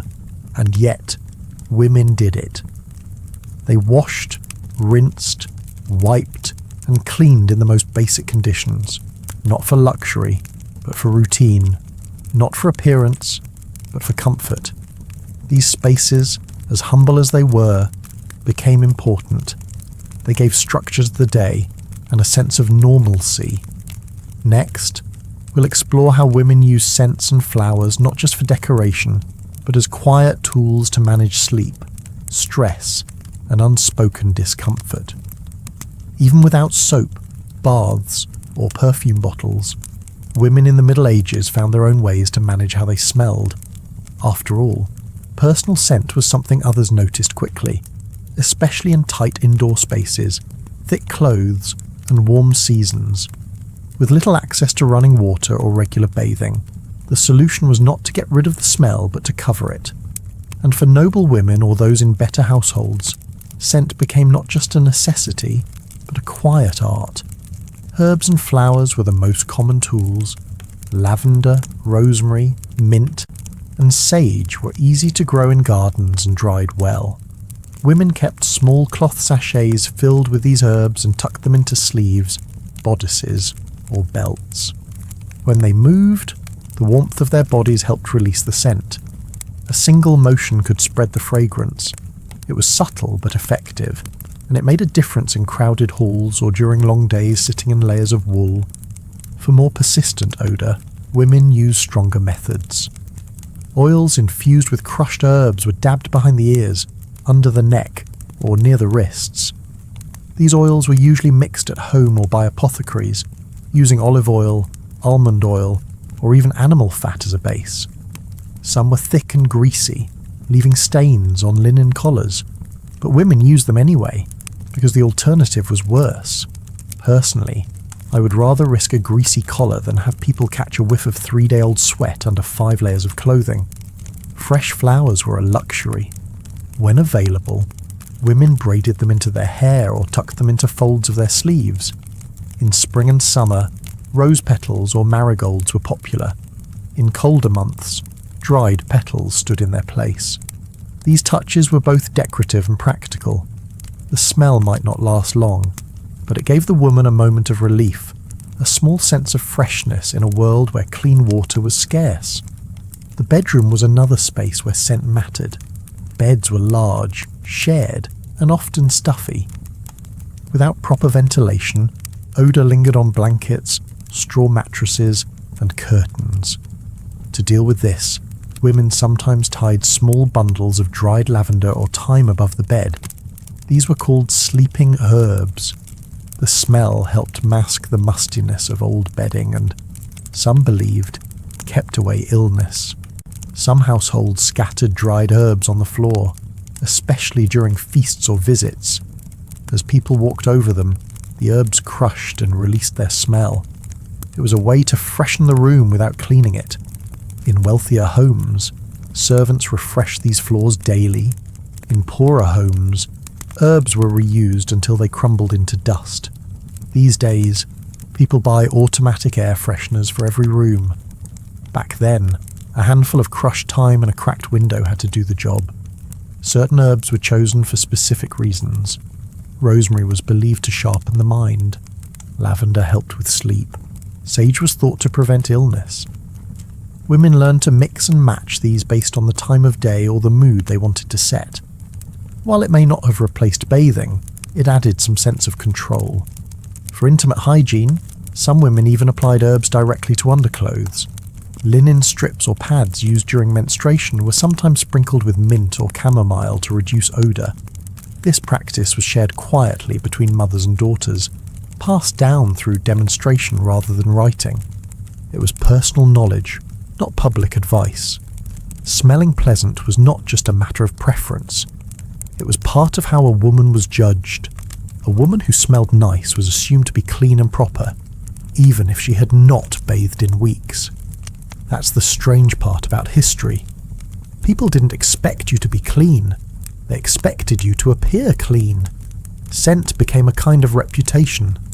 The right smell could hide poverty, illness, or fatigue. Women who worked in kitchens or near animals had harder time. Sweat and smoke stuck to skin and clothes. For them, sprigs of strong-smelling herbs were kept close at all times. They also chewed parsley or cloves to help with breath, especially if they had to speak to superiors. It was a practical solution, not a luxury. Wealthier women sometimes went further. They carried scented gloves, soaked in oils and kept in boxes until needed. Gloves were worn to church or social visits, and when hands were raised in greeting, they released a pleasant scent. This detail became popular in noble courts and was mentioned in personal letters. A pair of good gloves could leave an impression long after the woman had left the room. It's a little funny how a bunch of flowers shoved into a sleeve could carry more social weight than an entire bath. When bathing was out of reach, scent filled the gap, and because everyone knew that real cleanliness was rare, people accepted the effort. A sprig of lavender, a scented comb, a drop of oil. These were quiet gestures, small rituals that helped women feel presentable, even confident. The rules were unspoken but widely followed. Never let your oil bottle be empty. Keep at least one sachet under your bed pillow. If someone commented on the scent, always say it came from your laundry, even if your laundry had not been washed in a month. There was pride in this effort, even if no one talked about it. The scent also had emotional weight. For some women, a favourite flower reminded them of childhood, a visit to church, or a person they missed. The smell of rosemary might bring back a memory of someone gone. A piece of linen that still carried lavender might help a woman sleep better in a cold house. These were small comforts, but they mattered. Next, we'll step into the rituals of hair care, not for style or beauty, but for one simple goal: keeping it untangled, uninfested, and under control. During religious festivals or long journeys for pilgrimages, women faced even greater challenges in maintaining personal hygiene. The comforts of home, modest as they were still better than the conditions on the road. Without access to familiar spaces, tools, or water sources, women had to adapt. Cleanliness became a matter of improvisation and endurance. Women who prepared for travel often packed a small personal kit. It did not contain anything elaborate. Usually, it was a cloth pouch with a piece of soft linen, a few sprigs of herbs, and perhaps a comb. This was their hygiene kit. There were no disposable products, no bottles, no soap bars, just a few items that could be folded, reused, and tucked away. When stopping along the road, especially in groups, women looked for quiet corners, behind trees, or near low stone walls to handle quick washing. They rarely bathed. Water was scarce and meant for drinking or cooking. If they came across a stream, they might rinse their hands or splash water on their face, but nothing more. Full-body washing was not expected, and in some cases, not even allowed. For quick cleansing, some women used large leaves, like those from fig or burdock plants. These leaves were soft, wide, and could absorb a bit of water or oil. They were used to wipe sweat or dust from the skin, then discarded nearby. The act was simple and fast. No one lingered, no one looked. It was something done in silence, with respect for each other's privacy. Personally, I would find it very difficult to clean up using a leaf while also worrying if someone's ox cart was about to round the corner. Pilgrimage routes were full of such moments. People moved together, but hygiene was handled alone. Women waited for early morning or dusk, hoping for some quiet. If they were travelling with men, they had to be even more careful. Layers of clothing helped create barriers, but not comfort. Some carried bundles of dried herbs like lavender or rosemary. These were pressed into the corners of their bags or tucked between layers of linen. The scent helped mask body odour, especially after days without bathing. The herbs also had a mild antibacterial property, though few people thought in those terms. It simply made them feel fresher. Water for washing was rarely reserved for women. Most of it went toward cooking or shared drinking. If a stream was nearby, the water might be used for feet or hands, but during summer, those streams could dry up. In winter, they froze. Either way, women learned to manage without. These days, we complain when a hotel room doesn't include shampoo. Back then, women crossed half of Europe with only a cloth and a twig in their pocket. Clothing helped to manage hygiene. Undergarments were changed whenever possible. A shift made of linen could be rinsed at a stopping point and dried on a rock, but that required sun, warmth, and time. Often, women had neither, so they layered. One set for travel, one extra set for sleeping, if they had the luxury. Most only had one. Some women fasted during holy festivals, not only for religious reasons, but to limit bowel movements and avoid needing to clean themselves without resources. Others drank less water to avoid urinating on the road. These habits had side effects: headaches, fatigue, dizziness, but they were seen as part of the journey. During menstruation, hygiene became even harder. Women carried folded cloth, reused and cleaned when possible. If there was no place to wash, they kept the used cloth wrapped and sealed until a stop allowed rinsing. Some burned them after use, depending on local belief or privacy concerns. It was common for women to go without a proper bath for weeks during long religious events. The lack of access was accepted. Dirt and smell became part of the experience. No one pointed it out. Everyone carried the same burden. Clothing held everything together. The long gowns, the thick cloaks, the headscarves. They trapped heat and odour but also protected modesty.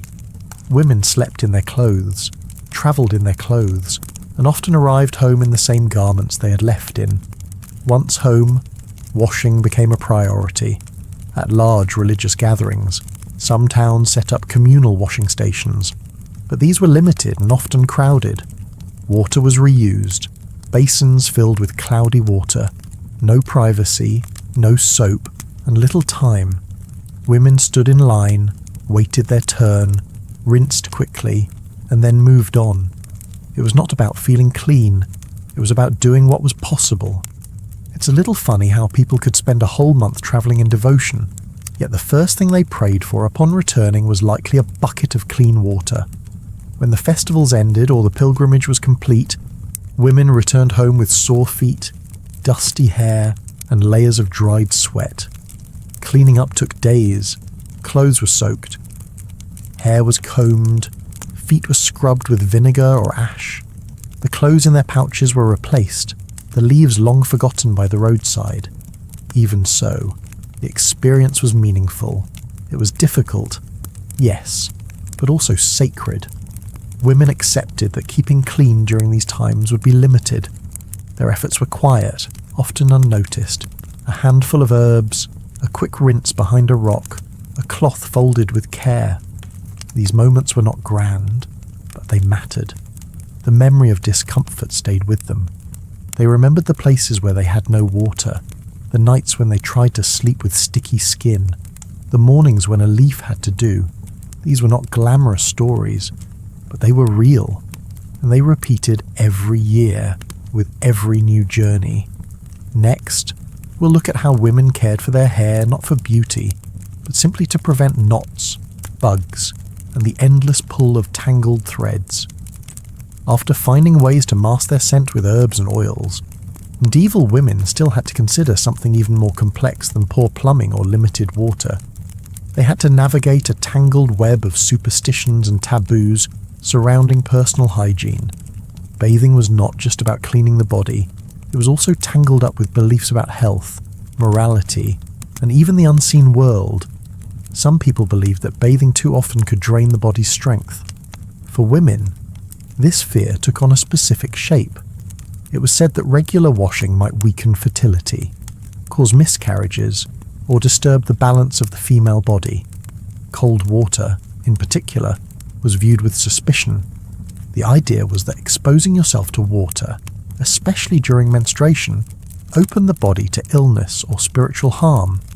Because of this, many women avoided full-body baths when they were on their period. Instead, they focused on washing only small areas using cloths and herbal infusions.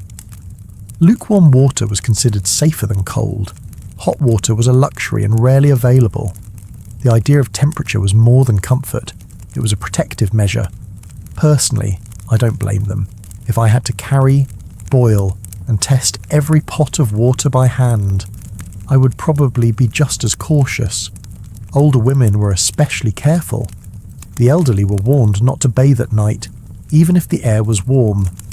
People believed that warm baths opened the pores and made the body vulnerable to bad air or sudden chills. This is where the phrase catching a chill became more than a saying. It was seen as a real danger. A sudden shift in temperature was thought to let disease slip into the body through the skin. To avoid these risks, many families had rules about when bathing was allowed. Morning was safer than night. Spring was safer than winter. Women were told to avoid bathing after eating, after crying, or during storms. If thunder was nearby, water was off limits. These ideas might seem strange now, but they were part of a larger worldview where the body was open, fragile, and connected to forces beyond control. Today, people debate whether to shower in the morning or at night. In the Middle Ages, the debate was whether to bathe at all, without summoning bad luck. These beliefs did not come from nowhere. People observed the world around them and made patterns from what they saw. If someone bathed and got sick soon after, the two events were connected. If a child washed in cold water and caught a fever, the water became the cause. Without science to explain bacteria or viruses, people used stories and shared knowledge to explain what happened. This kind of thinking affected not only women's hygiene but also their habits throughout life. Girls were taught early on to be careful about washing. A mother might tell her daughter never to bathe during her bleeding days, never to rinse her hair in cold weather, and never to use rainwater left in open buckets. These were not warnings out of cruelty but concern. Washing hands and face was less restricted, but still shaped by belief. Cold water in the morning was thought to shock the system awake. But for women, too much exposure to cold water could invite headaches or womb troubles. So some preferred to let the cloth sit near the fire first. Then they gently pressed it to their skin, moving slowly, keeping their breath calm. There were also warnings about communal baths in cities or towns that had public bathhouses. Gossip spread quickly about which ones were cursed, which were unclean, and which might lead to temptation. Women were told not to share bathwater with strangers. Some carried their own herbs to toss into the tub. Others avoided public baths entirely and chose to wash at home using their own basin. Even touching river water came with its own rules. In some villages, streams were believed to hold spirits. Washing clothes in the wrong place or at the wrong time of day might anger them. Women whispered stories of those who got sick after scrubbing laundry during sunset. Whether it was real or not didn't matter. Fear shaped behaviour. It's a little funny how staying clean was often seen as more dangerous than staying dirty. Despite all this, women found ways to keep up their routines. They worked around the warnings. If a bath was not allowed, a warm cloth was enough. If cold water was feared, they used herbal steam instead. Some burned herbs in their rooms and stood nearby to absorb the scent and the supposed cleansing. It was not perfect, but it was what they had. These taboos also affected how women cared for others. Mothers avoided bathing newborns in the first days of life. They believed that a thin layer of birth residue protected the baby. Bathing too early was said to invite fevers, so they waited, wiping gently but avoiding full immersion until the child was stronger. Pregnant women were told not to wash their bellies with cold water. Some feared it would cause cramps or even miscarriage. These ideas came from observations, shared pain, and generational fear. No one wanted to risk a life over a bath, so caution became the rule, even if it meant weeks without washing. These days, we read ingredients on soap bottles and argue over skincare routines. Back then, soap was rare, water was risky, and fear shaped every decision. In the end, these beliefs became part of daily life. They were not questioned often. Instead, they were followed, passed down, and accepted. Even if they lacked proof, they gave people a sense of control. For women, especially, following these rules meant safety, tradition, and sometimes survival. Next, we'll follow the hairbrush.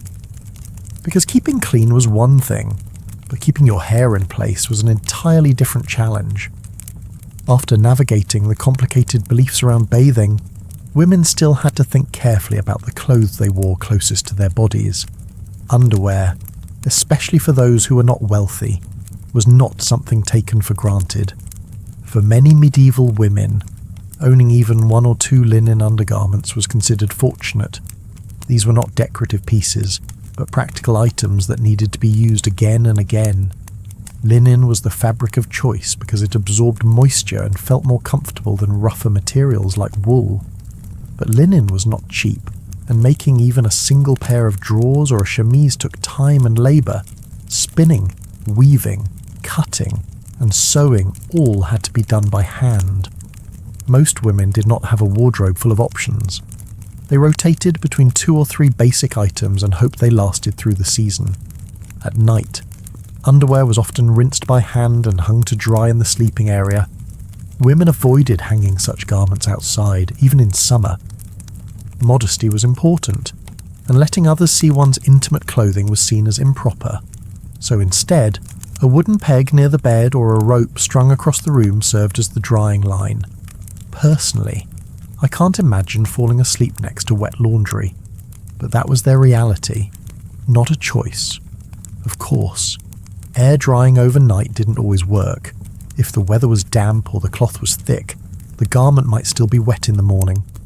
Putting on damp underwear was uncomfortable and sometimes led to skin irritation, especially in summer. Women who worked in the fields or stayed seated for hours could end up with rashes, chafing, or worse. In winter, the problem was different. Cold, wet fabric pressed against the skin could lead to chills or even infections. Some women tried to solve this by wrapping the garment near the hearth or placing it under the blanket while they slept. Others simply endured it. They had no dryers or extra sets to switch into. They made do with what they had. Today, we complain if our dryer is slow. Back then, waiting for a single undergarment to dry could shape a whole morning. For many, underwear was not even worn regularly. Some women, especially in rural areas, skipped the layer entirely during certain seasons. Long skirts and woolen stockings provided enough coverage, and in some cultures, undergarments were viewed as unnecessary or even wasteful. Fabric had other uses, and if something tore or thinned, it was often turned into rags or reused in some other way. When undergarments became too worn, women patched them repeatedly. These patches were sewn carefully but discreetly. Some added an extra layer inside to make the garment last longer. Others removed frayed edges and stitched around the hole to keep it from growing. These repairs were not only signs of frugality, but also of survival. The woman who could keep one item useful for months was respected for her skill. Quilting old linen into new padding was also common. Some women used scraps from worn undergarments as extra lining in their outer clothes. Others turned the cloth into makeshift sanitary protection or washcloths. Nothing was wasted. Every piece of fabric had a second life. It was a rhythm of use, wash, mend, and reuse. In wealthier households, ladies might own more pairs of fine linen undergarments, often embroidered or edged with lace. These were cared for by maids, who washed and dried them out of sight. Perfumed water or floral sachets were sometimes placed in linen chests to keep the items smelling pleasant. But even in castles, privacy was limited. Maids had to act with discretion, folding and storing underwear as if it were a sacred duty. It's a little funny that the most private items in a woman's life were often the ones most handled by someone else. Some women also slept without underwear to allow their bodies to breathe. This was based on folk advice, passed down from mothers or midwives. They believed that resting the skin helped prevent infections and balance the body's humours. These ideas may sound unscientific now, but they were rooted in the best understanding available at the time. Washing undergarments required care. Hot water could shrink or damage the cloth, so most used lukewarm water mixed with lye soap or ashes. They rubbed gently, then rinsed several times. After wringing it out, they laid it flat or hung it away from direct sunlight to avoid fading. The goal was to make it clean enough to reuse, not spotless. If there was a special occasion, such as a religious feast or visit to a shrine, women sometimes prepared their finest linen.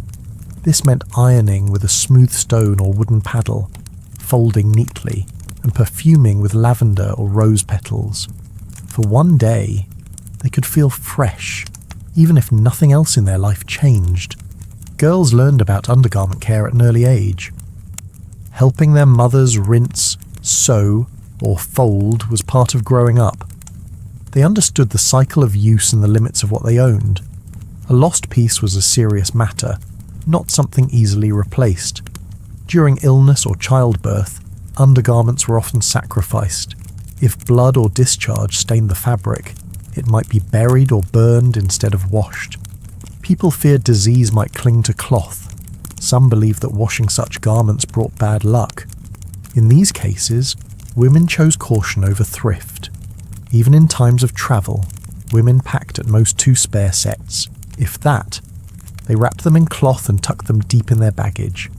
When they found time to wash, they did it quietly, in secluded places, away from men and strangers. Cleanliness, even in underwear, was tied to dignity. These days, buying a 6-pack of cotton briefs takes 5 minutes and a trip to the store. Back then, keeping one clean and dry felt like a victory. In every fold of fabric there was a quiet story.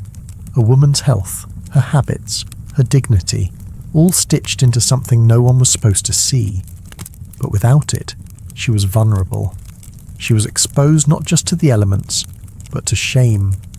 Next, we'll step outside the home, because staying clean inside was hard enough, but public spaces had hygiene rules of their own. Once the underwear had been washed, dried, and stored out of sight, many medieval women turned their attention to something else that mattered to them just as much, even if they never said it out loud: their skin. While they had no fancy skincare aisles or colourful glass bottles, they still found ways to take care of their faces using what they had in the kitchen. It was not about vanity. It was about feeling a bit more human in a world where grime was constant. One of the most common ingredients was egg. A raw egg, cracked open and separated, gave them 2 useful parts. The yolk was thought to nourish the skin. The white could tighten it. Women would spread it on their cheeks, wait for it to dry, then rinse it off with warm water if they were lucky enough to have any. Some said it helped with redness. Others just liked how smooth it felt. Honey was another favourite. It was sticky and took time to apply, but many believed it softened the skin and helped with blemishes. A small spoonful would be spread across the face and left for several minutes. After that, it was wiped off with a damp cloth. If the honey came from local bees, it was thought to be even better. Some women mixed it with crushed herbs or dried flower petals for extra effect. Personally, I think I'd hesitate before smearing honey on my face, but when choices are few, the sticky method starts to look more reasonable. Rice water, or water left after rinsing grains before cooking, was also kept for skincare. It was used to rinse the face or soak cloths to place over tired eyes. Women believed it helped with complexion and soothed irritation. Since rice was expensive in some regions, Not everyone had access to this method, but when they did, they used it all. Nothing went to waste. For tired or swollen eyes, women turned to fresh mint leaves or chamomile soaked in water. They lay back with the herbs placed directly on their eyelids and waited in silence. There was no music, no candlelight, no soft towels, just the cool feeling of leaves and the hope it would help reduce puffiness. It was quiet care, done in corners of the home, often away from others. Today, we browse hundreds of skincare options in 10 minutes. Back then, women had to make a decision between using their food or wearing it. Sometimes, women would make masks using flour mixed with water or oil. The paste was applied to the face and allowed to dry into a thin crust. This was said to draw out impurities, though no one quite knew what those were. Other women used crushed strawberries, boiled apple mash, or even ground mustard seeds. The effect might have been psychological as much as physical. A small ritual, in a day filled with chores and discomfort. The knowledge of these methods came from other women. There were no books, no written recipes. Daughters learned by watching their mothers. Friends whispered suggestions while spinning wool. Midwives sometimes offered tips along with herbal remedies. It was word of mouth, not science, but it travelled well, and across regions. Women shared what worked and what didn't. Some added lavender or rosemary to oils to rub into the skin, not just for scent, but because it made the body feel warm in winter. Ointments made from pig fat or beeswax were rubbed on rough patches or used to prevent chafing. If a woman had access to almond oil, she used it sparingly. If not, she relied on animal fats and herbs. Storage was tricky. There were no glass jars or refrigeration. Ingredients had to be used quickly or kept in clay pots sealed with cloth. Most women kept their supplies in a wooden box or a small pouch tied to their bedpost. These items were not for display. They were hidden, protected from dust and from curious hands. It's a little funny to imagine someone guarding a handful of mint leaves like it was treasure, but for them, it was. Not every attempt worked. Some women developed rashes. Others found their skin dried out even more. But there was no dermatologist to consult. You either stopped using it or tried something else. And since many believed skin problems were signs of inner sin or imbalance, they didn't always blame the remedy. Women who worked outdoors were especially vulnerable to dry, cracked skin, wind, sun, smoke, and sweat all left their mark. A thin layer of oil or a soft cloth wrap was sometimes all they had to protect their cheeks. For noble women, staying inside offered some relief, but even they faced smoke from hearths and dryness from cold stone rooms. On special days, women used extra care. A holiday feast or church visit might be reason enough to prepare the face more carefully. A little oil rubbed in, a bit of colour added from beet juice or wine sediment. Nothing too flashy, just enough to appear fresh and rested. Girls began learning these things early. By the time they were 12 or 13, they knew what leaves to pick, what mixtures felt too rough, and how long to leave something on before it stung. They learned the hard way. Trial and error. A sting meant to take it off. A tingle meant wait. No one explained, but they understood through habit. Seasonal changes affected everything. In summer, ingredients spoil faster. In winter, oils hardened. A woman had to adapt, use different herbs, shorten the timing. Some mixed warm water with ash from the hearth, not for cleaning but to soothe their skin after a day near the fire. Despite the effort, no one expected flawless skin. Freckles, sunspots, redness. These were common and rarely hidden, but a small glow, a smoother cheek, a hint of softness. Those were considered signs of good care, not beauty, just effort. In a world where almost nothing felt private or controlled, caring for your face in secret might have been the closest thing to peace. So they continued. With eggs and honey, herbs and patience, passed down not through books but through hands. Their skincare routine fits inside a wooden spoon and a square, and somehow it lasted for centuries. Next, will step into the mouth again, but this time not for teeth. The breath of a woman said more than words, and they had ways to manage that too. The everyday routine of medieval women was already difficult, but the days surrounding childbirth brought new kinds of challenges. It started with the lack of clean water. In many homes, water had to be fetched from a stream or well, and by the time it reached the birthing room, it was no longer fresh. That meant the women helping with the birth had to improvise. Cloths were boiled, not always thoroughly, and used to clean the newborn. The mother, meanwhile, was often too weak to move, lying still on a straw-filled mattress that absorbed not just her sweat, but blood and fluids from the birth. There was no clean hospital bed, no soft linens.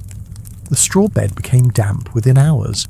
It was rarely changed, only topped up with dry layers. The room smelled strongly of iron and milk. Sometimes, herbs were burned in the corner to hide the scent, but it didn't help much. The women attending the birth, often midwives or older female relatives, worked in heavy dresses and sleeves rolled up. Their tools were limited: a cloth, a basin, a knife if needed, and their hands. After the baby was born, the mother wasn't given much rest. She remained in bed for days, unable to wash properly. Warm water for wiping came once or twice a day, usually boiled with herbs. Someone would gently sponge her body with a cloth, avoiding wounds. The same cloth might be used more than once. Women weren't encouraged to move for fear they would leak or make the bed messier. They lay still, sometimes unable to eat properly, sweating through nights and scratching at skin made itchy by hay and heat. There's something deeply ironic about celebrating new life in a room that smells like wet grass and iron pans. And yet, this was normal. The recovery period wasn't measured by days, but by how long it took the bleeding to stop. For some, it took a week. For others, longer. There were no painkillers except perhaps a bit of ale or some herbal infusion. No doctor unless the birth went badly. And if it did go badly, there were no guarantees anyone could help. One of the small mercies was the practice of herbal steaming. Women were sometimes seated over a basin filled with boiling water and herbs like mugwort, chamomile, or lavender. The steam helped ease swelling and clean the body in ways they couldn't manage with cloths alone. It was done in silence, behind closed doors, with women shielding the mother from cold air and prying eyes. The process was slow and made them sweat, but they believed it helped cleanse the womb. The baby, meanwhile, was wiped and wrapped quickly. No soft baby wipes, no clean towels, just squares of fabric, sometimes old cloth from worn-out dresses. The baby's skin was rubbed with oil or lard, then swaddled tightly. Crying was considered healthy. Too quiet, and people worried. Too loud, and they blamed the weather. Breastfeeding began right away if the mother was strong enough, otherwise another woman might step in. If a modern mother had to give birth on a pile of straw with nothing but a boiled rag and a bowl of herbs, she'd probably sue the hospital. But medieval women didn't expect comfort, they only hoped for survival. The room wasn't cleaned, just left to dry on its own. Sometimes, the blood dried into the floorboards, the baby slept near the mother, wrapped tightly, while the house carried on around them. Life didn't pause for the newborn. Food had to be cooked. Firewood still needed chopping. There were customs, of course. Some families buried the birthing straw in the garden to ward off illness. Others burned it to erase bad luck. The midwife washed her hands with alcohol or vinegar, more for ritual than sanitation. Women weren't allowed to leave the house until a churching ceremony was held. That could be days or weeks later. Until then, the mother was considered unclean. She couldn't attend mass, touch holy things, or be part of household events. What stays with me most is not the pain, or even the blood, but how much was endured without complaint. Generations of women went through childbirth in these conditions, and many did it more than once. They knew the risks. Still, they continued. They shared recipes for herbal compresses, passed down cloths from one daughter to another, and whispered quiet words of advice that had survived centuries. There's no luxury in that story, no softness, just straw, blood, and a steaming bowl of leaves. Soon, we'll leave the birthing room and turn to the difference between women of noble and peasant birth. The tools might be different, but the struggle was often the same.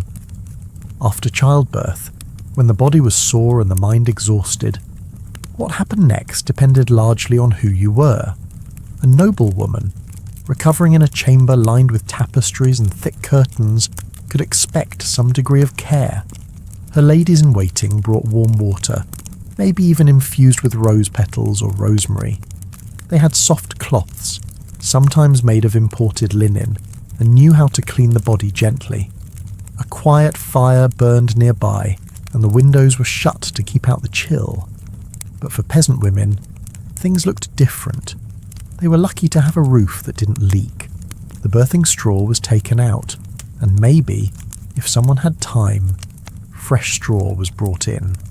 Water was fetched from the stream again, cold and full of leaves. No scented herbs, just water, a piece of old cloth, and the breeze from a cracked wooden wall. The woman washed herself sitting on a stool in the corner, hoping no one would walk in. It's funny how people think wealth only means gold and clothes. In reality, it meant warm water and a second pair of hands. For noble women, bathing wasn't exactly luxurious, but it was manageable. Some households had bathtubs, simple wooden ones lined with cloth. Water was heated in kettles and poured in slowly. The lady might be helped in by her servant, then dried with care and rubbed with oils or powder to cover any lingering odour. Poor women had no such option. A bath, for them, meant squatting in the open or behind a curtain. In the winter, they barely washed. The cold bit at their skin, and heating water was a rare treat. They wiped instead, using a damp rag or snow if nothing else was available. And once the baby came, their focus turned to survival. Cleanliness was nice, but feeding the family came first. I once heard someone say that suffering is the same for everyone. I disagree. It's not the same when you're wet, cold, and alone. The dignity of privacy was a luxury. Noble women bathed behind screens, sometimes even while seated, using a servant to hand them cloth and basin. Peasant women had to rely on family members to step outside, or just hoped that no one was looking. Even the tools were different. Wealthier women had small boxes for their hygiene items. Inside might be scented cloth, combs carved from ivory or polished wood, and bottles of oil. Poorer women kept their few belongings wrapped in cloth, tucked away in a corner. Their combs were simple and cracked. Their clothes were reused until they tore. There was no box, just a corner of a shelf or under the bed. That division also affected how women were perceived. A noble woman who smelled pleasant was considered graceful. A peasant who smelled of smoke and soil was expected to. People judged harshly, even though the options weren't equal. One woman had thyme oil dabbed behind her ears. The other had hay stuck to her dress. Neither had much choice. It amazes me how women of different classes shared the same body, yet were treated as though they belonged to separate species. That contrast wasn't just about money. It shaped the daily routine. One woman dried herself with linen, another waited for the sun to dry her back, and then came the question of silence. Noble women were expected to keep their hygiene private. Servants were trained to look away, to never speak of what they saw. It was a kind of invisible rule, known by all but written by none. For peasants, there was no such protection. Washing was often done near animals, near children, near husbands. There was no shame, but also no mystery. But one thing united them. No matter how fine the basin or how plain the cloth, every woman had to deal with the same body, sweat, dirt, blood, the same needs, the same discomfort, just different methods. If I had to choose, I'd take a single pot of warm water over a pile of gold any day. That's what mattered in the end. A moment to clean, a space to breathe, a cloth that hadn't been used 5 times before. Coming up next, We'll look at how women handled grooming in ways you might not expect. Shaving, plucking, even trimming down there, all without razors as we know them. Once a medieval woman stepped beyond her home, her control over cleanliness became a gamble. The comforts of clothes, herbs, and warm water stayed behind.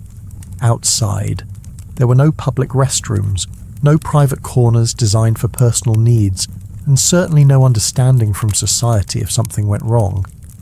A trip to the market or a journey to visit family might seem simple today, but back then, it meant navigating a whole day with almost no hygienic infrastructure. Before leaving the house, women prepared in small ways. They tied a cloth bundle under their apron, or slipped a rag into a pocket if their dress had one. Wealthier women might carry a pouch containing dried herbs or a small vial of scented water. This wasn't luxury, it was a basic strategy. These items were used not only to refresh the hands and face, but to help mask any body odour that built up under thick, unventilated layers of clothing. They knew that after a few hours of walking, working, or even standing in the heat among people, their bodies would start to sweat. There would be no place to freshen up once the day began. If you think forgetting deodorant is bad, imagine being stuck all day in the sun with wool skirts and only a rag to help you. For most women, this was normal. They couldn't count on finding privacy outside the home. So they learned how to manage. A quick moment behind a hay cart, a pause behind a tree near the churchyard. In some villages, women waited until the streets cleared out, then slipped into a quiet corner of the marketplace, hoping no one was watching. There was no shame in it, just a quiet code of survival. They often avoided drinking much before leaving, just to reduce the need to relieve themselves. But bodies don't always cooperate, so when nature called, they did what they had to do. Sometimes a cloth was laid down, sometimes just lifted quickly, and afterward they wiped with a bit of rag or even a clean section of their underdress.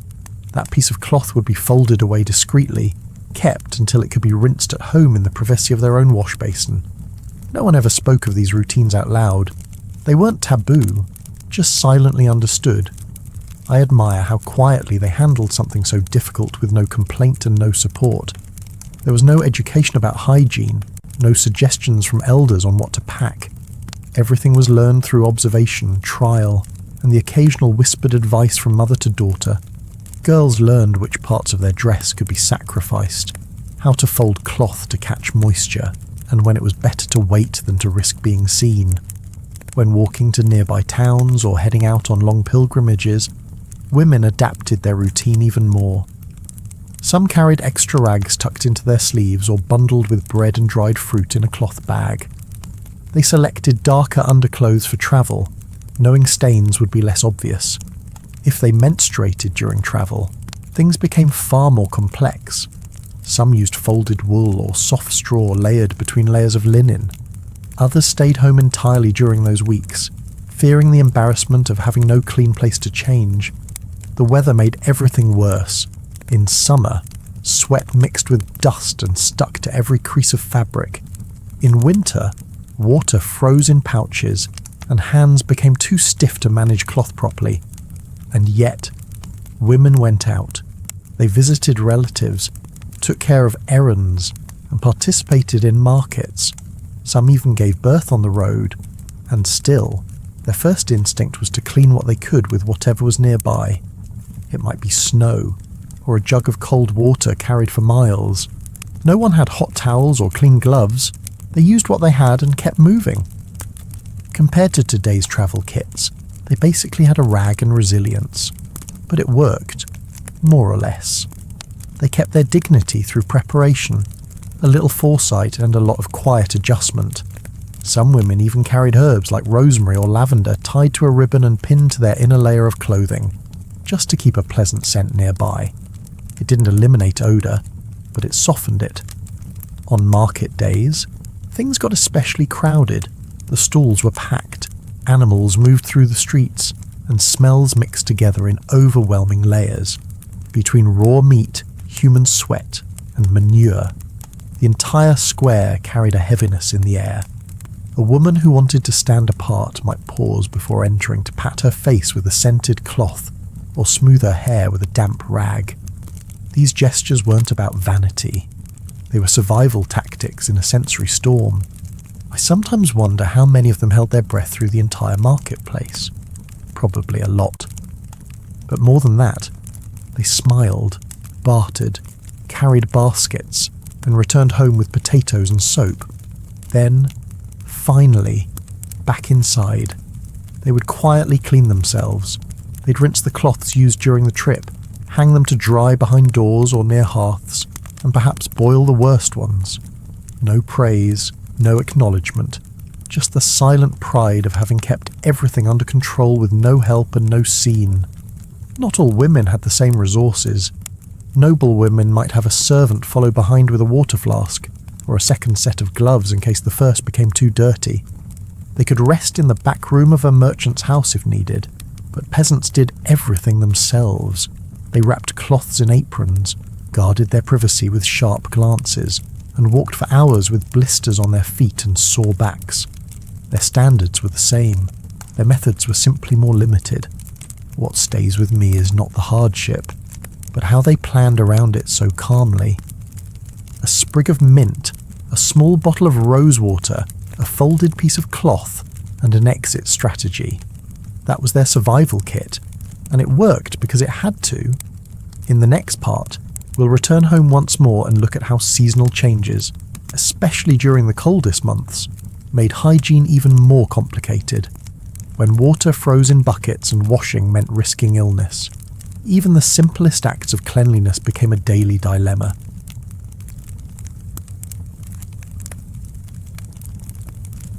As women aged in the medieval world, the way they managed personal hygiene changed drastically. The body slowed down, the joints stiffened, the skin became thinner and more sensitive. What had once been a routine of cloth, herbs, and carefully timed privacy often gave way to something simpler and sometimes more resigned. In old age, hygiene was no longer just a daily task. It became a negotiation between comfort, dignity, and what the body could still tolerate. Elderly women, especially those from wealthier families, were usually not left alone to care for themselves.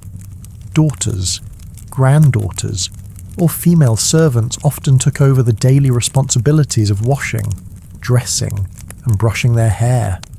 For some older women, this was a relief. For others, it was uncomfortable. Modesty didn't fade with age, and many still felt embarrassed at needing help with something so personal. But practical needs outweighed pride. A helping hand was better than slipping on wet stone or freezing from an attempt to wash alone. I sometimes think the hardest part of growing old is letting someone else scrub behind your ears. In noble households, the elderly might have access to warm basins, scented cloths, and gentle care. The water was usually infused with warm wine or herbs like marjoram or thyme to soothe the skin. They were wrapped in thick linens after being cleaned, often in front of a fire. The servants doing the work were discreet and trained to say nothing. Silence was part of the job. In peasant homes, the experience was rougher. There were no special tubs or expensive cloths. Washing happened by the hearth or in a corner of the room, sometimes with snow in winter or lukewarm well water in summer. A daughter-in-law might dip a rag in warm beer and wipe her mother-in-law's hands and face. That was the extent of a bath in some seasons. Full body washing was rare. Too dangerous, too difficult, and, as some believed, too unhealthy. Elderly women often refused to bathe in water altogether. They feared the chill, even with a fire burning nearby. Some thought their bones would ache worse after a bath. Others simply didn't want to be seen naked at that age. Instead, they requested warm cloth soaked in wine or asked to be rubbed down with herbal vinegar. This method removed some sweat and odour, but it wasn't thorough. Over time, the smell of the body simply became part of the room.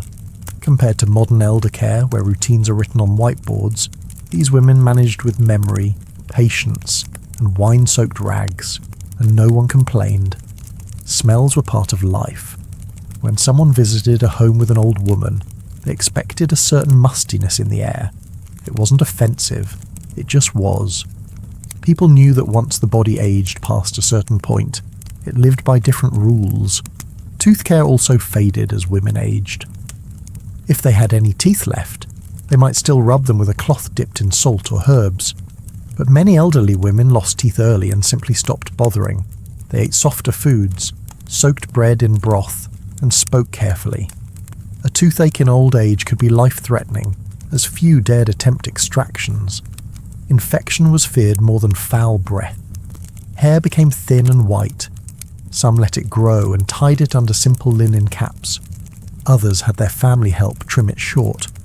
Brushing it remained important, not just for appearance but to prevent matting. A matted head was a sign of neglect, and no woman wanted to be seen that way, even near death. On quiet evenings, some daughters would sit and brush their mother's hair by firelight, using old combs passed down through generations. What strikes me is how hygiene became an act of love near the end. It wasn't about cleanliness anymore, it was about care, tenderness, and time. Sitting with someone as you wipe their hands, offering warm wine to wash their feet. These moments said more than words ever could. In the absence of soap or hot baths, they offered comfort. In winter, hygiene nearly stopped. Water froze. Firewood was precious. Old women were wrapped in layers and stayed near the fire. Their underclothes were rarely changed, unless they soiled them. In such cases, rags were boiled and reused, and the mattress was aired if possible. Some women wore the same shift for weeks, covered by thick gowns and aprons. It was not ideal, but survival came first. Freshness could wait until spring, and still, they tried. A clean cloth on the forehead, a few drops of rose water behind the ears, lavender under the pillow. These weren't luxuries, they were final gestures of dignity, a way to remain human, even as the body began to fail. No one expected old women to smell like flowers, but many tried anyway. Modern nursing homes may have antiseptic wipes and personal hygiene charts, but back then, warmth and privacy were all that mattered. A good death, for many women, included having their bodies wiped gently and their hair brushed smooth. Families understood this. Before burial, it was common for the female relatives to wash the body one last time, comb the hair, and wrap the woman in her cleanest linen, not because it changed anything for the dead, but because it mattered to the living. The final years of life were quiet. The body slowed, the routine shrank, but hygiene remained, in some form, until the end. It wasn't about soap or perfect hair, it was about being seen, being touched, being cared for when you couldn't care for yourself. I think what lasted most was the sense of being known by your smell, your cloth, your habits. Each old woman left behind a scent, a rhythm, a memory of how she kept herself clean in a world that didn't make it easy. That, more than anything, is what her family remembered. In our final part, we'll gather all these pieces together, from youth to old age, from nobility to peasantry. The story of medieval women's hygiene was one of quiet struggle, private rituals, and unspoken strength. Even with no modern bathrooms, no soap bars, and no privacy, medieval women still found ways to care for themselves. Their hygiene habits were simple, often rough, but grounded in tradition and daily effort. They didn't chase after beauty, they aimed for dignity. For most, that meant staying clean enough to not draw attention, and modest enough to never speak about it. They reused cloths, washed with herb-infused water, and avoided strong smells by staying quiet and neat. Mothers passed down their knowledge in short instructions, usually while working together.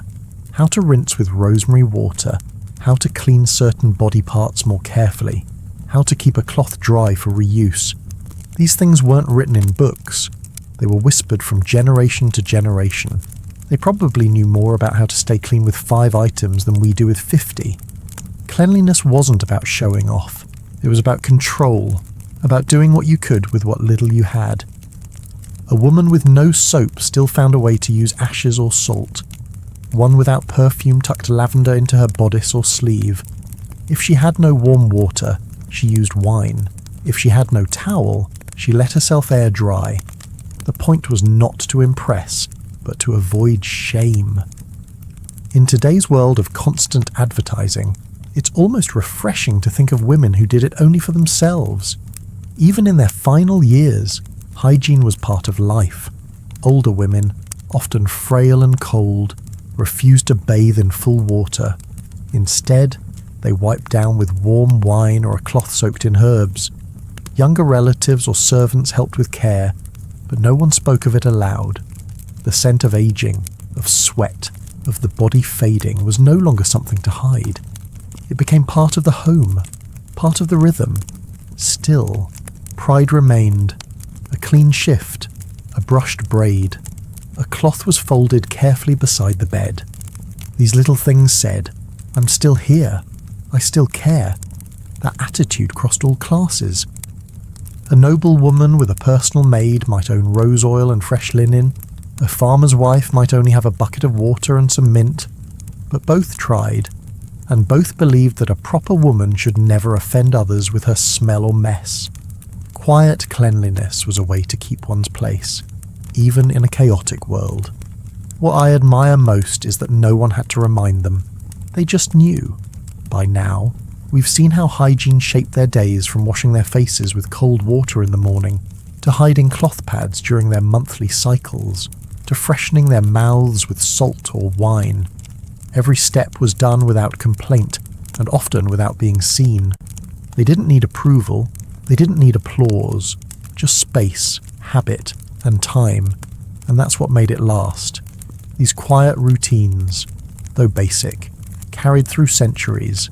They taught resilience, patience, and the value of caring for one's body, even when the world made it hard. So next time you step into a hot shower or open a bottle of scented shampoo, think back for a second. Think of the women who had none of that.